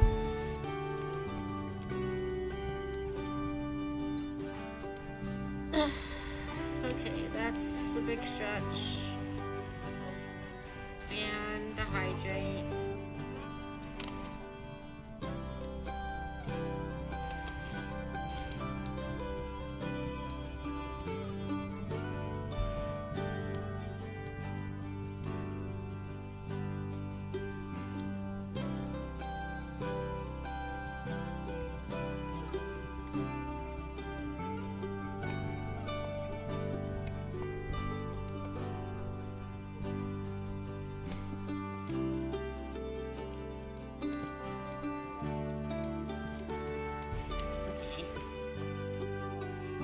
Opening like a giant cicada. I feel like footsteps of vibrate beneath me as she gets closer. Just leave me alone! I crawl to the nearest corner and hunker down using one of Zion's fallen branches as a shield. Relax. I'm not actually going to eat you or whatever you think I planned on doing. I hurl up the branch at her. She skips past their shoulder. I don't care! Just go! The lump catches my throat. I look around at the mess that's been made. There's streaks of water on the floor that toss away the gun. Toss away gun and the open cabinets. I take a look at the whole cabin. Small and homey, but I still know what it's really for. It's a purgatory. It's Victorian to clean me of any lingering pride. This is my punishment, and If that's the case, then maybe it's not actually a purgatory. Maybe it's actually hell. Bring my head to my knees and keep it there. Hey, are you okay? I'm sorry about that stunt she pulled. Yellowstone always gets too excited for her own good. Her voice softens, sounding more like she's talking to Zion than a foolish mortal. Just leave. Please. Back the emotion, but my voice still I cracks. just want today to end. I'm tired.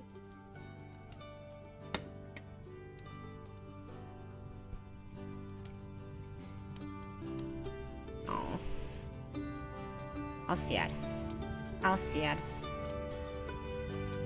He swooped down in front of me. Well, you're in luck, because I have a truce to propose. Look up from my knee and sniff. Yes. Yosemite is inches away from her face. She gives me a gentle grin. I'm listening. To get right down to it, we're exhausted too. It's been a long day for us, so how about we let you sleep here for the night, and then, in the morning, you can call your supervisor and send us on our way. You think I'm dumb enough to fall for that? You'll murder me in my sleep. In the time it would take to strangle you, I could read half of an entire book. Why waste my time with it? Besides, wouldn't you rather not have 3 trespassers wandering the park at night? She's not wrong. I have the campground to think about too. If they started causing trouble with the campers, then this could spiral even further out of control. Look, just take the olive branch. I'm trying to play nice. I think about it for a moment. How I might wake up being smothered by a pillow. How I might not even wake up at all. If I do, how they might not even be here at all. It's dark and late and my brain is such in fog. So I humor her. I'm not going to get a bullet to the face while sleeping, am I? Only Neanderthals use guns. I think you're proof enough of that. It's an insult, but she chuckles. It's not very funny to me. I think again. And I get the bed? Her joke is finished, she sighs. I guess there are sleeping bags around here we can use. So what do you say? Do we have a deal? Or is this night going to get even longer? Puts her hand. For the first time, I notice her ears pointing out under her hair. Both are slender and pointed, just as sharp as daggers. I don't know who these people are, or even what they are. But I do know that I need some damn sleep. I grab her hand and she holds me onto my feet. You've got yourself a deal, but you're out of here first thing in the morning. Cabin fever, let's go! It slumps against my cheek, human breath sticks to my face. My eyes crest open and drift to the edge of my bed. My paw perched on the comforter pup, and she's breathing in my face. Wild tongue dangles. It can't seriously be morning yet.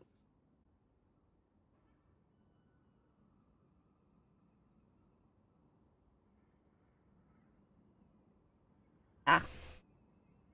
He pushes himself off the bed and scampers away, sliding across the floor like it's an ice rink. Jealous giggles fill the room, and now familiar sound of wings flap over like overworked engine falls. John huffs and puffs her way around the corner. Puffs returns behind her. Couldn't have slept for more than an hour. Burn this. As fog leaves me glinting between it and the intruders tucked away in their sleep bags could come back to me. 3:30, 3:45, 4:20, 5, and finally 6:30. I feel like the Goldilocks if she tried sleeping on the beds and the bears were hibernating in the corner, just testing her luck until she eventually gets them all. I draw the shut curtain that dives in the room. When I'm done changing into my uniform, I sit back out to catch a whiff of something delicious. Good morning, Miss Eve. Oh, good morning, Miss Eve. Fucking love Zion. Someone starts playing with the pop and gives me a curious bow, though through the open window, a blue bird flutters in and rests on her shoulder. I really wish I was back in bed. Rise and shine, Eve who works here. Catch all your Z's.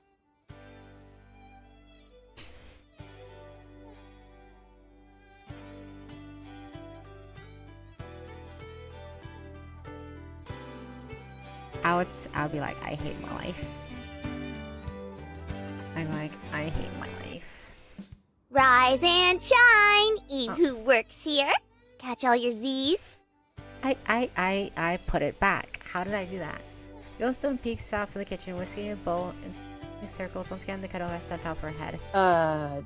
They must have slipped through my fingers. Or out of your mouth. When you aren't shifting around, you sound like a broken trombone.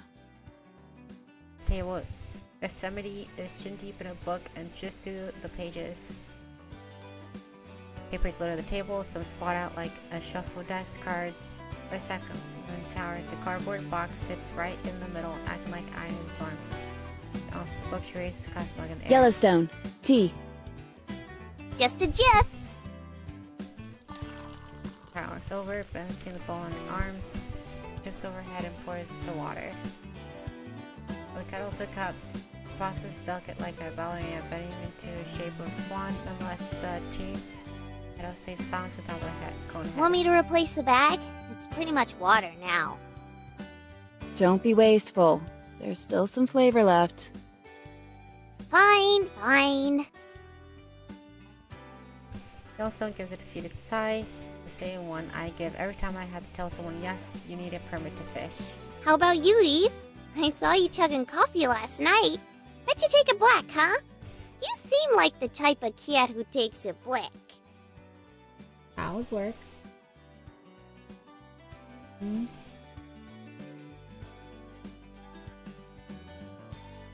At least you have tomorrow off.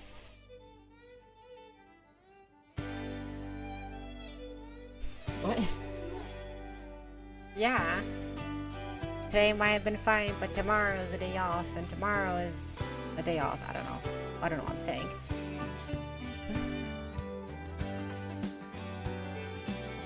Just pause as I try to get a handle on this stitched together combination of English and Slack. Probably. Let's be honest. Good. We could. I do need to go there. Yeah. Also need to buy like a little bit of food. With a little sugar, actually. Dang, thought I had it. Snaps her fingers, returns to the kitchen. Oh well. Hop a squat. I'll get you a cup. Squat a what? She means sit down. The fuck? See that little girl just like zip past the fucking screen? No can do. I have my job to take care of. Patrolling, permits, calls. Tattling on us. We bounce through 6 super feet. Priority number 1, I assure you. Give her a phony smile that lasts into eye roll, and I hope she sees it. Right though, I completely still my mind. I guess when it became clear that probably would bleh, bleh, bleh. Ugh. Talking.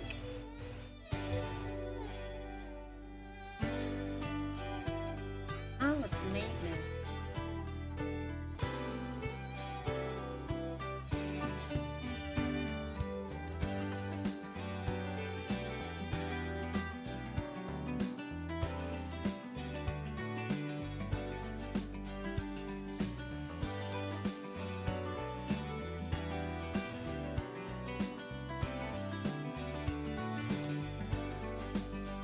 She's right there though. Piece of momentum. That's what hear that they probably weren't when I killed their drifting abstract question. You can do all that later. Just breathe in that fresh morning air for now. I'm making flapjacks. Yay. Yeah. That's a quiet cheap song. Don't worry, cutie. I'm making you a veggie omelet. Hands down, try to face up, hopeful, cautious. Will you use the mushrooms I picked the other day? I can if you go get them for me. I nod, Scion shuffles off to the closet, and when time goes, follows the still. Remember to wash them!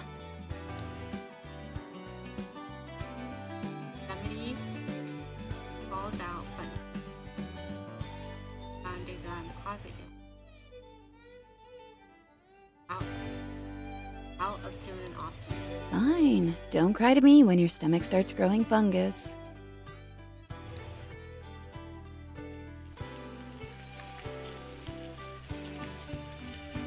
Back is looking back. That whole house is secure, like and honest, there's not a whole lot left here for anyway. Grab my key. Found ironwood. 70. It bothers her as much as it bothers me, and she doesn't feel it. She has a thing. I'll lose back and stuff. Back to your book. First, gotta run me out of this. Doesn't tell me what I was. So I make a slight, tight, like a python. Working, I've seen. Not that face. Anybody's killing. Sitting, closet, read, accurate, cross, definitely, try not to actually experience it. I don't know what happened. I don't even know what they are.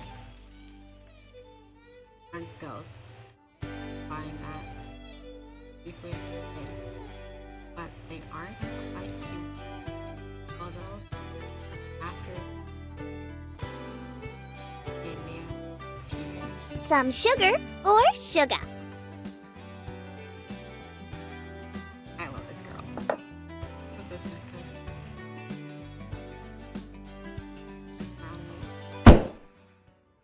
Pop from the bones above the frying pan. No! My flapjacks! Diner lowers the heat. I feel like a cosmos found in an alien society. It was fascinating in how mundane it is. It's not polite to stare. If we freak you out that much, you can turn around. Or leave. That would work too. You'd like that, huh? For me to leave you alone so you can just keep mooching off this place. Are you expecting a no? All the other goons always ran off to the outpost down the road as soon as they caught wind of us. Only ever came back if they had to get something. And never alone. That's empty philosophy. Left as their condescending smirk. Drives me nuts. Well, I'm not like the others. Thank God. It doesn't take much to scare the apathy into them. But not you, huh? I'm open to suggestions. Back to coffee like double shot. The side of happy hour. I'm gonna to my journal. Somebody watches me with a focus. What's that? Official report to the head goon. I'm under the forest. Skid mark across this page. Journal. Sorry to disappoint. Journal. What kind of journal? For documenting information? Studies? Just a journal. I use it to wring out the last few drips of dams I give. Keeps me anchored to reality. I heard train my way from the black roots to here, down to frosted white roots. It looks like a waterfall flowing from a cliff. And boy oh boy, do I need that. Checking out all the Suppose I should be proud of you, though. don't bother looking. After all, how many of you suits actually know how to write? God damn, I can't help myself. You think we're dumb? I think you're uneducated. Look, I'm not wild about my coworkers either. Glad we're in agreement. But give us some credit.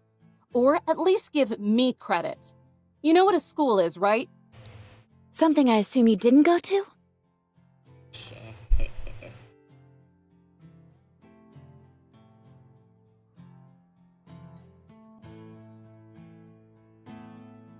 Damn, that's roast. That's roast. No. For me, school was years worth of crap I had to sledge through to even get a sniff. And was it worth it? The question's like a splash of I don't know whether my heart. Popular opinion is a giant no. It might be if people cared, but they don't. And even if I thought it was, if those people are the ones I'm protecting this land for, nothing will ever make it worth it. Monster face. Wow. I was almost expecting something insightful. Don't like the answers? Don't ask the questions. It's not the answers that bother me. It's the rotten little mind behind them. Any crackers? Violence. Blink. You two can duke it out after breakfast. Time to chow down. Platters and fluffy steak. Crossbow. Guys, mixed with the syrup. Here's a fork. Is it poison? Bad. Delicious. Little salt there. Oh, that's exactly good. Why not use fork? It's going to taste amazing. So take the plunge.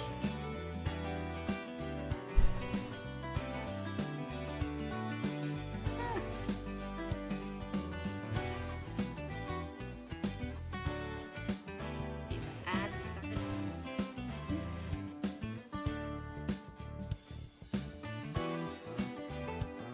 On. Staying if you're on Twitch.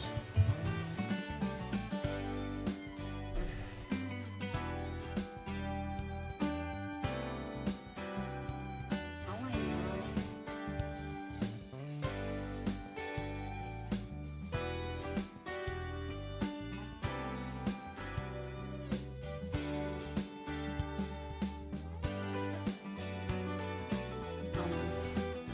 It's finished.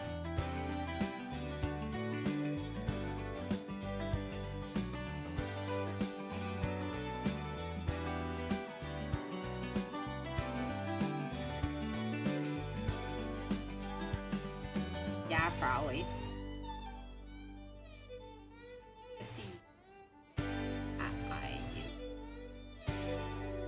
You know what? Actually hates me.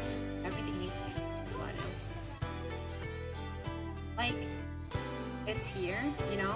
I'm looking at it, but it's not like showing up. Like, ad starts in, 10 seconds. Okay, ad. Okay. Yeah. Would you like to tell me when it closes? Not really. Not really. Actually, go fuck yourself. And, you're lame. And your shit stinks. And your mom.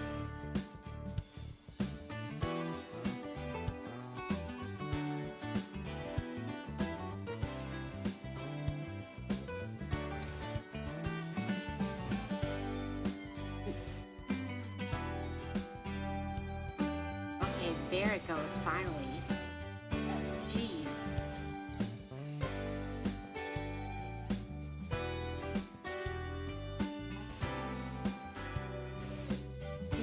I think the ads are the worst things that happened to Twitch affiliates. Look, okay. Into K14. Who's that? Oh. They are different. But like this forced amount of making ads is so stupid. You force me to do the ad. What if I don't want to? Like that breaks my growth as a creator. Because no one wants to watch ads. They don't come to a stream for a Even a 30-second ad can parade Shadow Legends. And the ad's always something that doesn't even fucking matter either.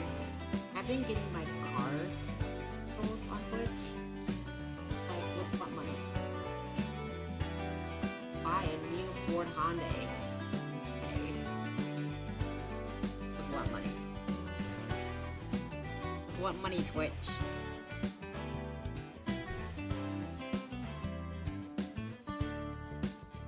Cute little visual novel.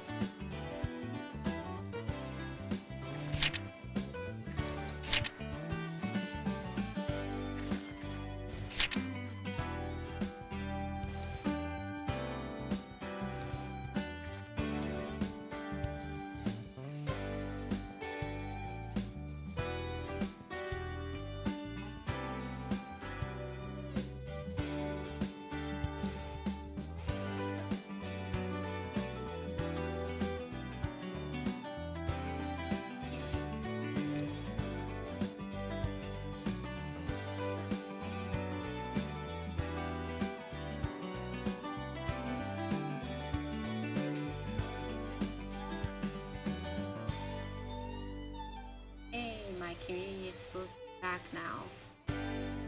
That's good. Welcome back, everyone. Bitch. Yay. Oh, I had to wait through that. Man. How long is this visual novel? Where's the break? Where's the break? Next like little break at GameStop, save it. That's it. That'll be it. Okay. Because I talked too much. Warm sugar goes down my tongue. The rich butter oozes out of pancakes to chew. There's a hint of crispy, slightly charred around the sides of the cake, balancing out the taste. Frankly, this goes in my mouth. I swallow. Holy crap. Out of me, gasp. What? Talking. She's, oh my god. Still some giggles. Like it? Unable to resist, I dive. How as I talk to the food. Yeah, it's sort of amazing. How did you even... I'm basically the chef around here. With a proud smile. And the maid, and the dishwasher, and the laundry. You could say that I'm a jack of all trades. Master of them, too. I'll say. What did you even put in this? Trade secret. 70 flips to the next It's page. brown butter.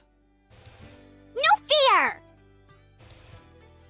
Guitar class Dean's trails out from head. I think it smells so Well, whatever it is, it's delicious. with coffee. Thanks. Eyes glow. As large as a power in the team. You really mean that? Thanks? She preferred this all. Yeah. I was just planning on living off canned sausages while I was here. Cheers. Eyes go. Eyes are water up in her head. Whoa. Holy smokes! I didn't think being complimented would feel so good. You're a good gal, huh? Water and roller oak. Violet as she one arm cup. Not overly fond of hugs or doing my useless. Ah! That gives me an idea!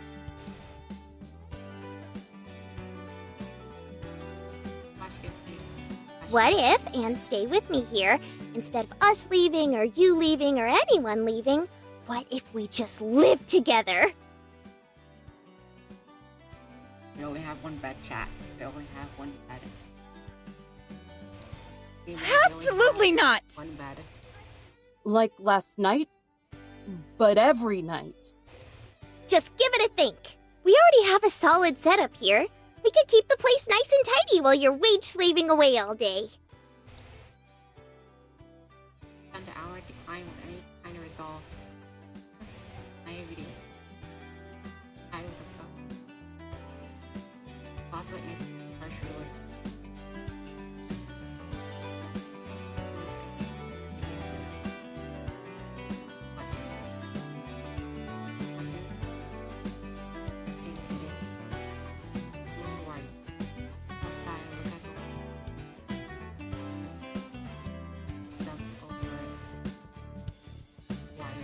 I'm only here because it's my job. Last I checked, Woodland Sprites aren't on the payroll. The pancakes were good, but I'm still radioing this in.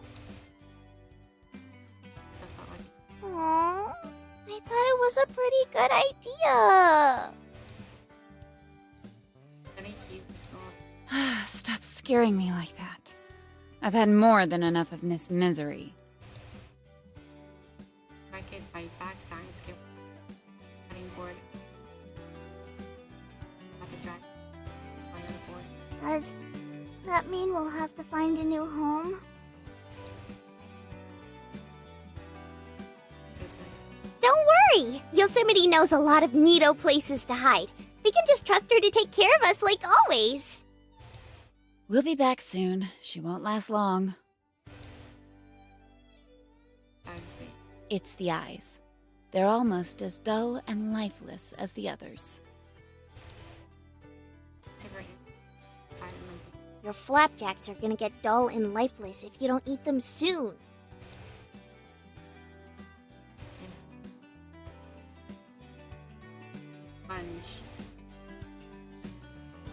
Has absorbed answer.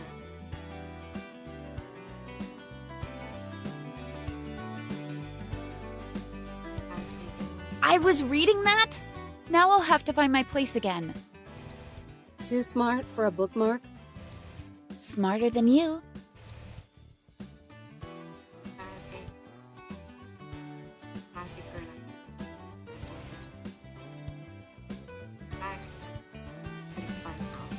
It ain't a big dealio. Your brainiac butt has read all those books at least 50 times by now.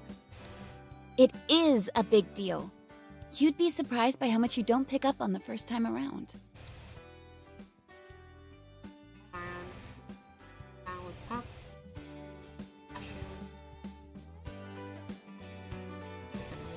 Or how much you forget. Too bad Eve isn't sticking around long enough for us to use her credit card. You could have ordered tons more books. And groceries. More fresh veggies, please. I'm sorry, what?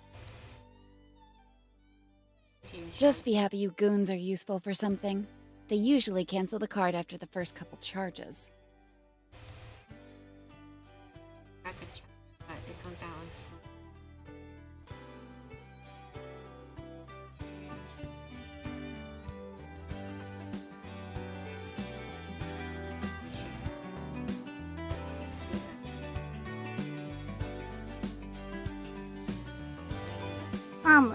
I'm gonna croak from hunger.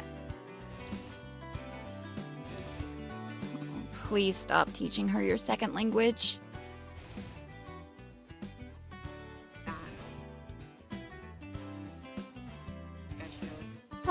Sorry. Do you want spinach on it too? Mm-hmm. Don't cook it with butter though. Too much MSG. Huh? You sure? I want you to have enough energy to go hiking with me later. I don't think so. After you're done here, there's a whole lot of cleaning up you have to do. Give me a break. I just swept the other day. And now the kitchen is a disaster zone. Clean before we leave. Maybe things wouldn't get dirty so quick if you actually rinsed your dishes. What was that? Yeah! Nothing, Chief.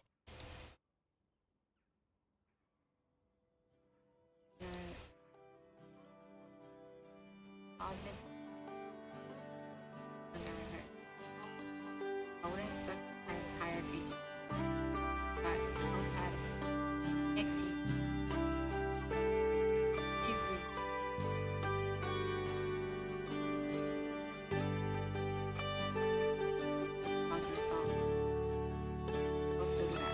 Must be pretty gripping if you can't tear yourself away from it for more than 5 seconds. It's not. Just some accounts from a miner that passed through these parts a long time ago. But it helps. With your research? Sorry. Want to tell me how you know that?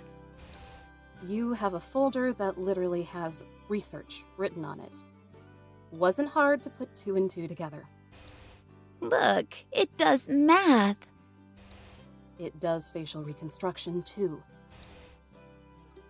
I shit on the ground. I knew your snooping would be an issue. Don't get your yoga pants in a bunch. I didn't actually see anything. Back chair. I don't know how much butter and sugar might pop off. Gotta say though, I'm curious what someone like you could be researching.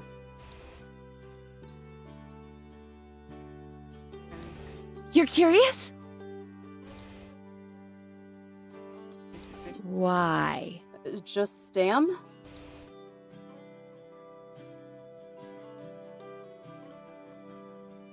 in no 585 on your cheeks. Can I get some personal space here? I don't want to catch your personality.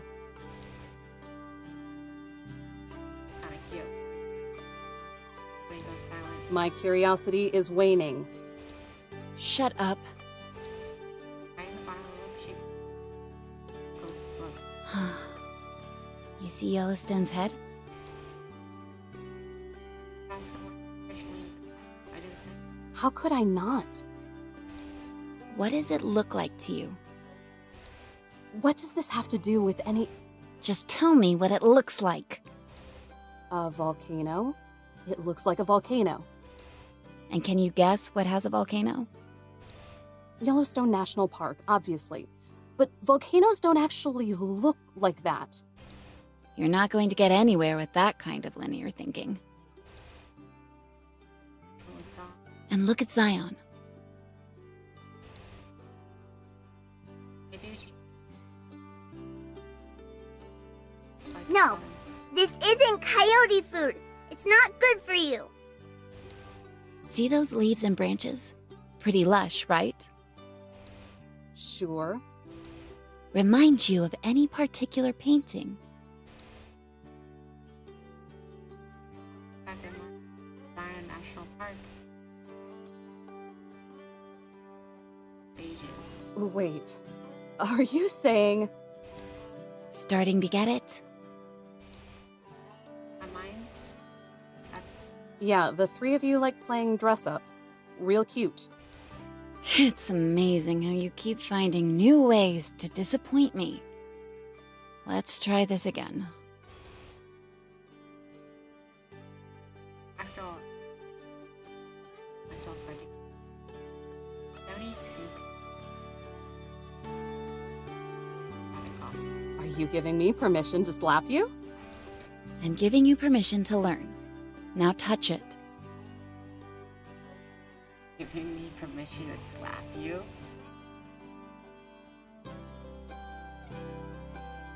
You're so sassy.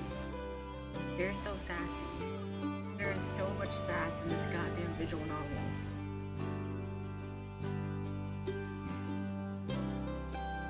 It's kind of written like a fan fiction.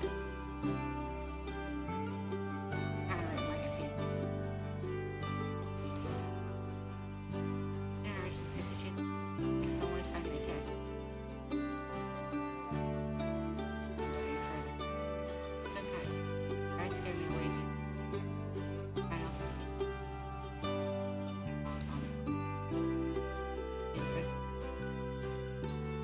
Big gun.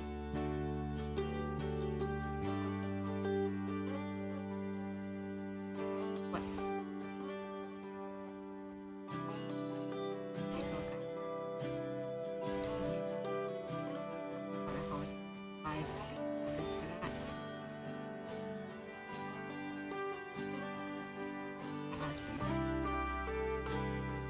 You reach out. Eldritch. Bravely. True. Fine, 'cause these aren't from home.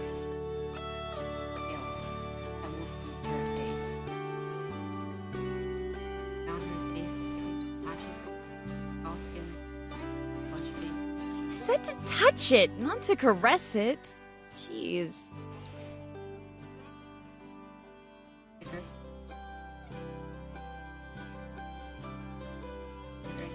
Ah!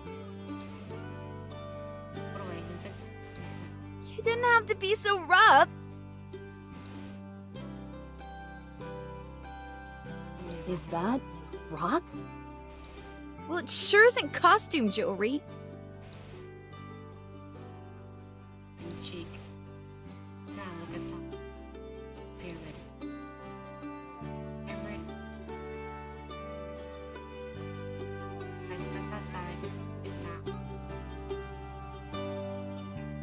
In a rugged mountain. Yosemite Valley are.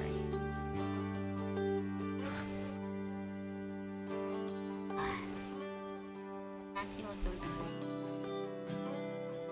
basically fantasy. If there's a can't think of it. Your Yosemite National Park. Dear God, did I actually say that out loud? Am I going to about what's happening? Yosemite gives us a confirmed time to use a train. Writing this logo off the drift emphasis on the Now you're starting to get it. Finally.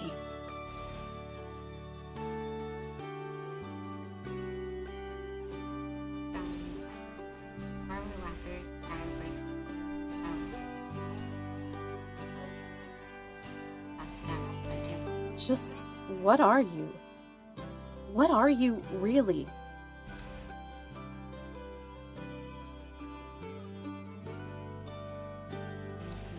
You don't know?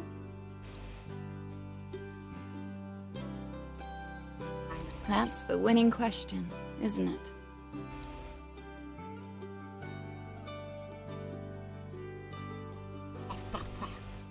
He slinks back in there. Posture. Eyes drawn. It discuss a clip of her from the left. Magical. Do we not know? Or do we just not remember? I can do without the cryptic crap. It's anything but. I'm telling you what I know. And what I know is that I'm Yosemite. Just like they know how they're Zion in Yellowstone. Okay, sure. But how do you know? How do you know that your stomach rumbles when you are hungry? Did someone have to explain the concept to you? How long have you known? I don't know. Have you always known? I don't know. Do you know anything? If I knew anything, I wouldn't be trying to figure it out. They're like a dog.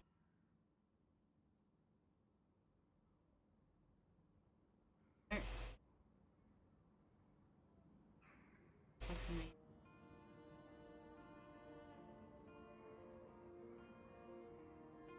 Daily hurt. Tiny hit. On his face.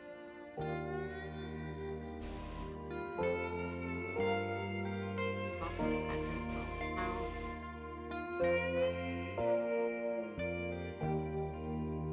I have these fragments that pop into my head. Bits and pieces of a language I don't know. Faces I don't recognize, but seem familiar. And whenever I think I figured it out, and it's on the tip of my tongue, I forget.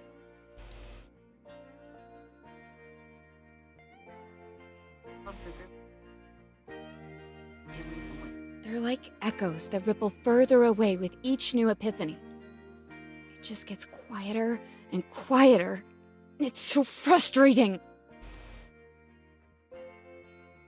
But if I can figure out just what we are, where we came from, then maybe I can finally remember.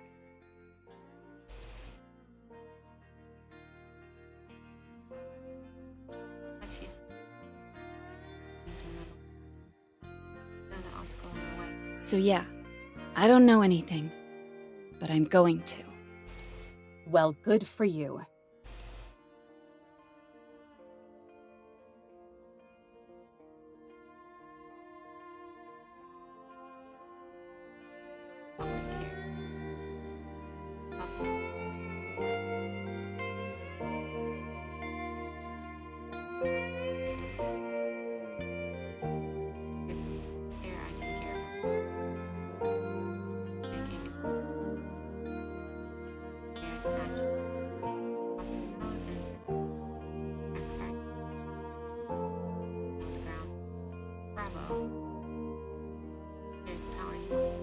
It's just a treat. It's not gonna kill him.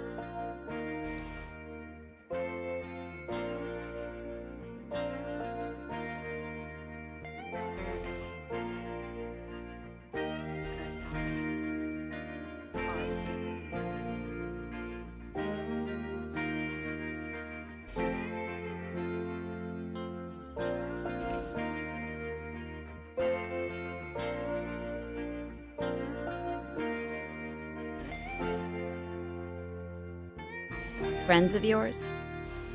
No. God, no. A day on the job where I don't have to deal with those hellspawn tracking their carbon footprint in here is a day well spent. That's what I thought.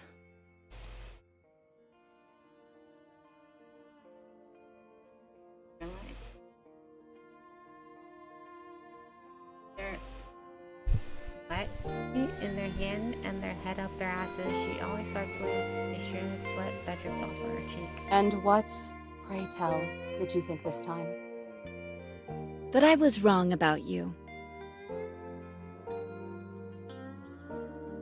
So to stop picking off more pieces of pancake, whatever I can do to make it look like I'm not paying attention to her, but always making sure to keep her within one corner of my eye. Last night, I could have sworn I saw some conflict swimming around in those dead eyes of yours. Sniffling in the corner, crying about just how tired you were. Unzipping her jacket all the way, she stares to faint herself, but a slight breeze doesn't cool down my searing blood. It's like she's trying to roast me until I burn. What gives her try to pry, to poke at me until I spill my guts? I'm not here to be judged. The only conflict last night was you three. Of course I'd be tired. Why do you care? Because I'm tired too. Tired of you people prioritizing that ranger image, so people don't realize you're actually hired thugs. You're just one branch on a tree that doesn't even care about you. A bureaucratic arm I'd rather see cut off than fester. You're not here to educate. You're not here to preserve. Not unless preservation looks like a permit. No, you're here to protect the bottom line. To shake people down when they just want to get away from the hell you've created. To make sure there's enough resources intact to vacuum money up when your masters come calling. I've seen your type before. You don't care. Putting on that dumb hat just makes you think you do. You're wrong. I was different. I actually did care. There's never any glory in this. Just a slow descent into misery. Unless that's where the glory is at, right? For being a glorified security guard that doubles as a janitor. You know, the messes of the only people lower on this totem than me. Because the only thing that separates me from them is me, is what? Me caring enough to be mobile for it? Well, be caring enough to be miserable for it. Of course, if I'm miserable, that means... You're right. Maybe I don't. But in my pat puppet head is probably like from work, but I stayed up. Maybe caring got too hard. Maybe it wasn't worth the pain it caused. Lisa stopped stopping on her chair. There is one thing I care about, though. Where's the music and steams? She pants heavily, breasts her chest heaving and out. Getting you the hell out of here. I'm radioing this in. That's right, Eve. Do what you have to. What you should have done all along. If you're dead, but you'll usually start cheering song cows back.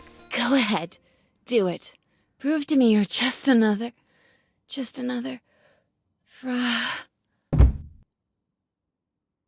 Her voice is always at a breath of air. There's a solid thump.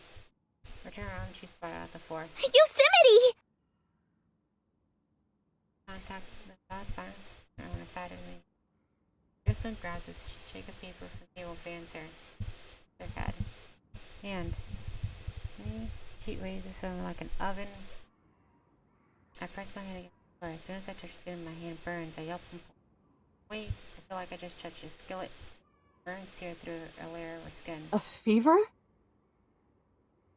A fire. Her eyes, glossy and focus her breath, pumps in and out as she fights to get up. Don't move. You'll make it worse.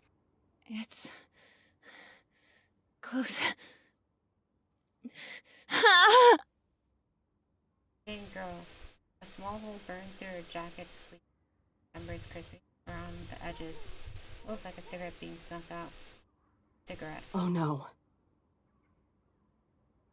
The porch. Little smoke. Just a campfire. Not good. Cabin. I snatch my hat, pull at Yoso and glances back. Panic moment. Breaks comfort. Yosemite. Zion sniffs back in tears, then looks at me. Honest. How far is it? Can't answer that. And shooting into the cabin. Sure, what's going on? And I'm not sure how they know. After these cocktails out, I'm not taking her. Get her to the couch. And whatever you do, stay here. But Eve, we can... I slam the door before you can finish. In the past, why didn't we to my eyes burn? How many times the blanket broken? Now go away. My voices yell overhead, ocean, and Put it out! Put it out! I'm doing what I can. Now stay back and quit crying. What do we tell you, man? You just had to be the rugged mountain man. He gets it. He didn't do it on purpose. things being circled by trees. Enough space for walks comfortable. On top of the pile to the tree. Fire edges was a tree. Bring it to a short beat. The tree wanted itself. There was other reason that the jacket stuck on the hands. The only reason was a fear. When I talked to us, I swept his jacket. Like, that's when I did. What the hell is going on here? Faces go sheet white for a moment. They forgot about the fire. The kid with the green jacket keeps swelling with the brown jet. Back up the flames climb not much higher. You! 3 seconds to tell me what happened. I'm almost a fight. We were... I thought it put it out. I didn't mean to. Get out of the way, before your jacket catches. I remember she just stumbling into that circus. All of you, get away from here. Back to the campground. It was called the stairs. If I were a truck ride. Move it! Jacket stairs. Come on! Let her take care of it!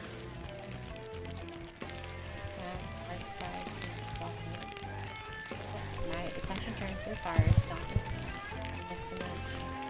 And lace. Basically, heights, the embers float down onto the path. Let's get onto it. The embers snuff out, but the flame going. Rest of To Illuminae Station, this is Ranger Adams. We have a situation behind the cabin post. 1070, I repeat, 1070. Get dispatched to send out a fire unit.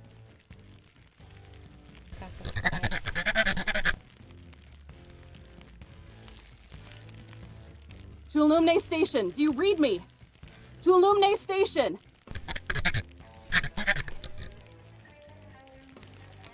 This was how caged in by the trees I am. No wonder the signal is so jumbled. The fire extinguished by the cabin. The station is also not. But it's still on the ground. Melted and fell surrounded in couches. A lot, but I could have. Some attention. Lots of black. Burnt staying in the light. Ice in my hands. So the fire was the same. So the fire extinguished the flame. The fire. For a brief second, the fire washed over me. Relief washes over me. But just as fast away, the fire flares up and opening more of the tree islands as the heat gets more skin and closer. The forest fire on the first day wonderful. Back against of my children. I guess I'm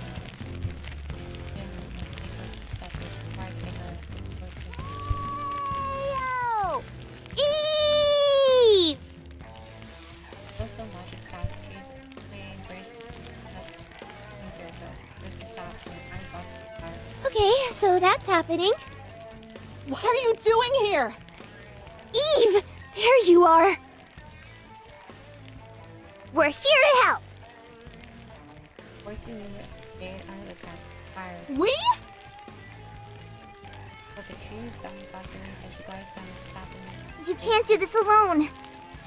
I told you to stay at the cabin.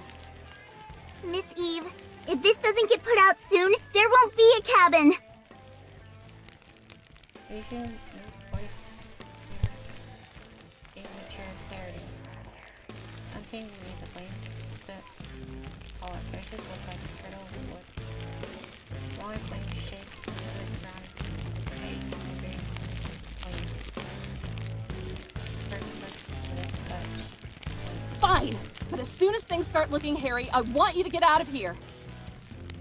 You're not a good enough grass girl. You're jeopardized. Gather up as much snow as you can and dump it on the fire. Dirt works too, but don't give the fire any extra fuel. Ma'am, yes, ma'am! Stone, search for scoops. Stone, whisper. Armwood and fire. Progress before eyes. Taking a vision. Light. Fades. Flames. Sounds like daydream. Kind of measures out the pond. Tree. Second tree. Things spread across the pond. Next tree. This harsh. Think right to the back of the fireplace. Fill my lungs with buckets of burning air.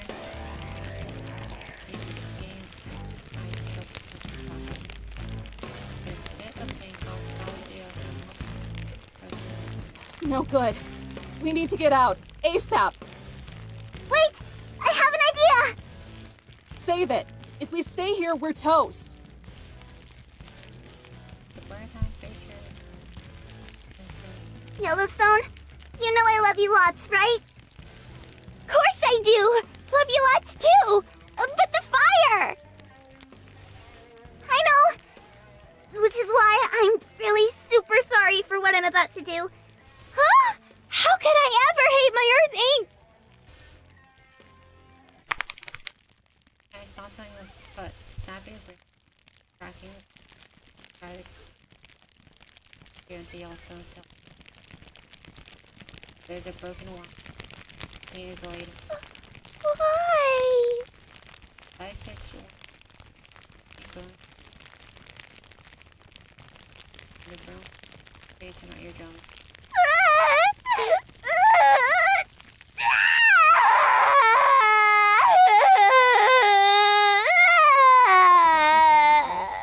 Cover my eyes to drown out the crying. Tree cruise and slow water bubbles from his head, boiling like a pot stove with a power gunshot. It fell to the water stream up Whoa, whoa, whoa, whoa, what? Good. You're doing great. Just keep crying. Oh,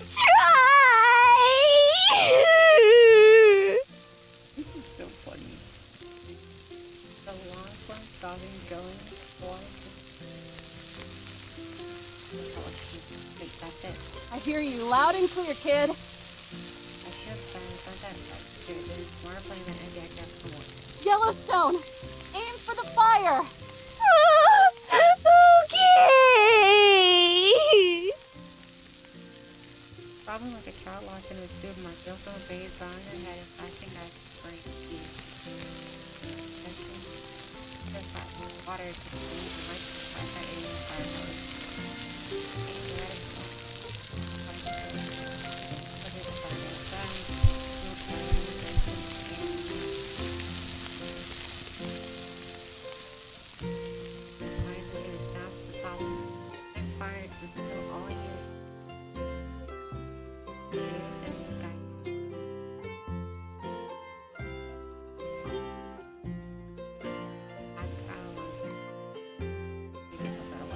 Is it out? Did we get it all? Looks like it. I scuff the heel of my boot against the dirt, just in case there's any stray sparks. Yellowstone! I'm so so proud of you. You did really good out there. You were so, boss. That's how you say it, right? Gee whiz. You really think so? Someone's eye and brings her in for a hug. You did pretty swell out there, too. That was some quick thinking. I crack a smile. How could I not? You just thought this whole section of the park from going up in smoke. Also, these two might be adorable. So I can't help but shudder about what would have happened if I wasn't here. All because those punks. With a group of careless campers. If it's not painting on rocks, it's hunting without a license. If it's not hunting without a license, it's somehow starting a forest fire and fighting cold of early spring. My smile, that small burst of happiness is short-lived. A glowing sense of duty from the lungs and rushing into this fire. I start tugging my way into the clearing. Miss Eve? Thanks for the help. But you two need to get back to the cabin. Where are you going? To snuff out another fire before it spreads. Sue's environment blown like a pressure cooker. I storm out of the woods, up howls. Cabin as I passed it. Of course this would happen, of course it would. How could Jesse think things would actually get better here? Why would I ever humor that ominous junk? After all, this time I should know better. I should know how these people operate. I should know how every thoughtless bastard tells themselves they aren't the problem, and the ones slip up won't hurt anything. How the old men grumble about permits and feel entitled enough to throw their empty cans of beer into the lake, because a sliver of their six-figure tossed to us, like tossing leftovers to dogs. Not enough that I'm beholden to the greed and lazy bureaucrats and the drooling masses. Blaine has to be too. It's airbrushed with greens and yellows, and on those dreary autumn mornings, the browns and orange harvest. All pepper, mountaintops with their rushing waterfalls. From the impenetrable rocky to the harsh beauty of the Badlands to the sparkling shores of the Pacific and Atlantic. It's another resource to exploit, to profit off of, to enjoy, then abandon. If this is how it's going to be, then that's the world we built. Let me be the first to try to knock it down. Instead of finally time shake, it shakes and blows the wind all down the sticks. Weak and anxious whispers on my presence couldn't bring any city plans to my head. The plans first soon cherish, know his name, tiny knows me. Why up with my face?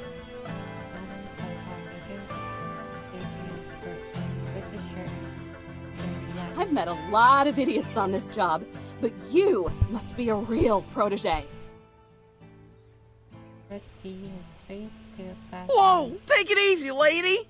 This is assault! Oh my god, do you know how unethical this is? Yeah, almost as bad as arson. Wanna report it? That shuts her up.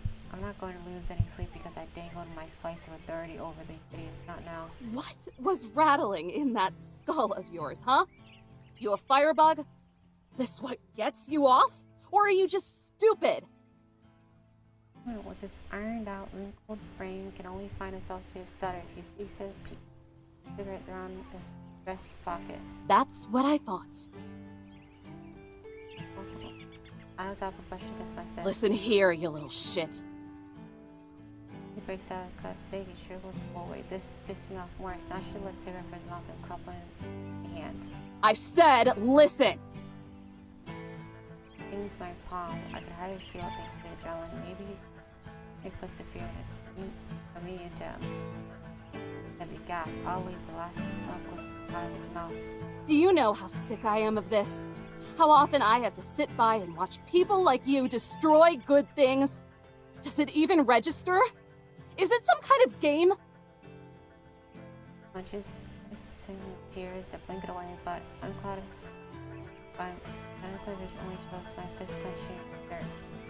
The awkward silence suspense glancing away, even if he starts to wince, violent grip tighter. What gives you the right to burn the last few pieces of dignity this scarred husk of a rock has left? To raise any proof that we were once humble enough to live and breathe and die with the world we got dropped into. Before we got so tied up with ourselves, we felt the urge to make a distinction. It's above me and linger there. Answer me! Tell me I'm not just a bandage for your arrogance! I was just trying to start a campfire with a cigarette, okay? Cigarette. Just try to start a campfire with a cigarette. I hate my life. Just feeling some cheeks. Campfire with a cigarette. 4 years of pent-up anger, forgotten passion, frustrating confusion, all comes back in his face. My hand grasps on before I connect. That's enough, Eve. Very. My 70 stares at me, a little worse for wear, but tall and straight like a cicada. Towers over the campers, they look like shrubs and... You've already chewed them out. They were just about to leave anyway. The voices stare and scans the group of neighbors. Their silly gaze punctuated by the residue of sweat that sticks to her cheeks. Your firm nod. The kid in the green jacket moves out of my death grip. A lot of them scramble further into the camp. Why the hell would you do that? They're just going to call...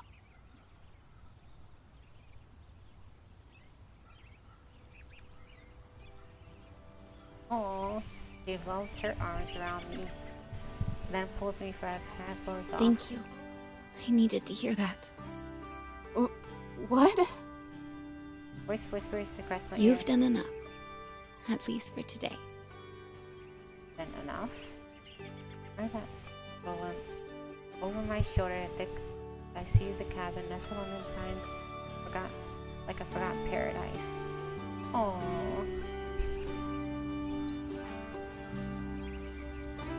The citrus smell of lemongrass sticks through some stuck in her skin and longer look feverish. It's warm blanket. Cabin burrs. It shakes for the first time in maybe 4 years. The secrets aren't anger, frustration, it's only sad. I can finally let them be sad. I just wanted to protect what I love. Gas. As if her breath is sucked away, she pushes my head down, strokes my hair. Back it. You're a fool. Offering her voice. But maybe we need more fools.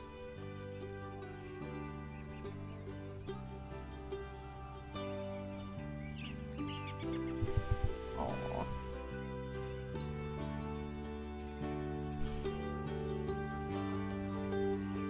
Tears keep coming so much I think I might choke on them with each breath I draw, and every sob I take, my throat gets tighter. Maybe it's trying to wring it all out after all this time. Be commended like that means more to me than approval or a pat on the back from Jesse. It's validation, it's acknowledgement. And even if what I am is doing is meaningless, I've still devoted myself to it and suffered. And maybe that suffering isn't entirely worthless after all. And you said to me, holding me through the branches and lyrics whistles above us, I start to think maybe it's worth it to hold on and suffer just a little longer. Tree hugger. Ha ha ha. That's funny. Just listening to all that gives me a headache. How on earth did you find so much trouble on your first day? Alright. That's enough. That's enough visual novel.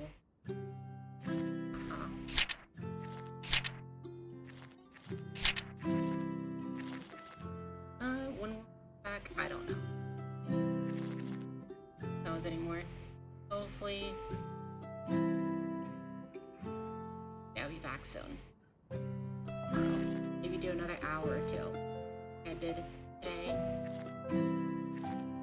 God, almost 3 hours. Jeez. Alright.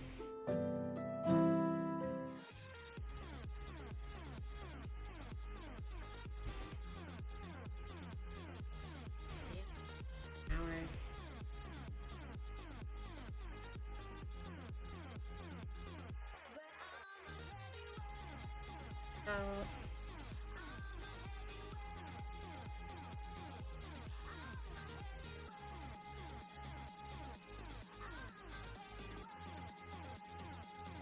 Thank you for watching. I'm to get back in. Of course, I did 3 hours when I really wanted to do 1. Good for me. Good for me.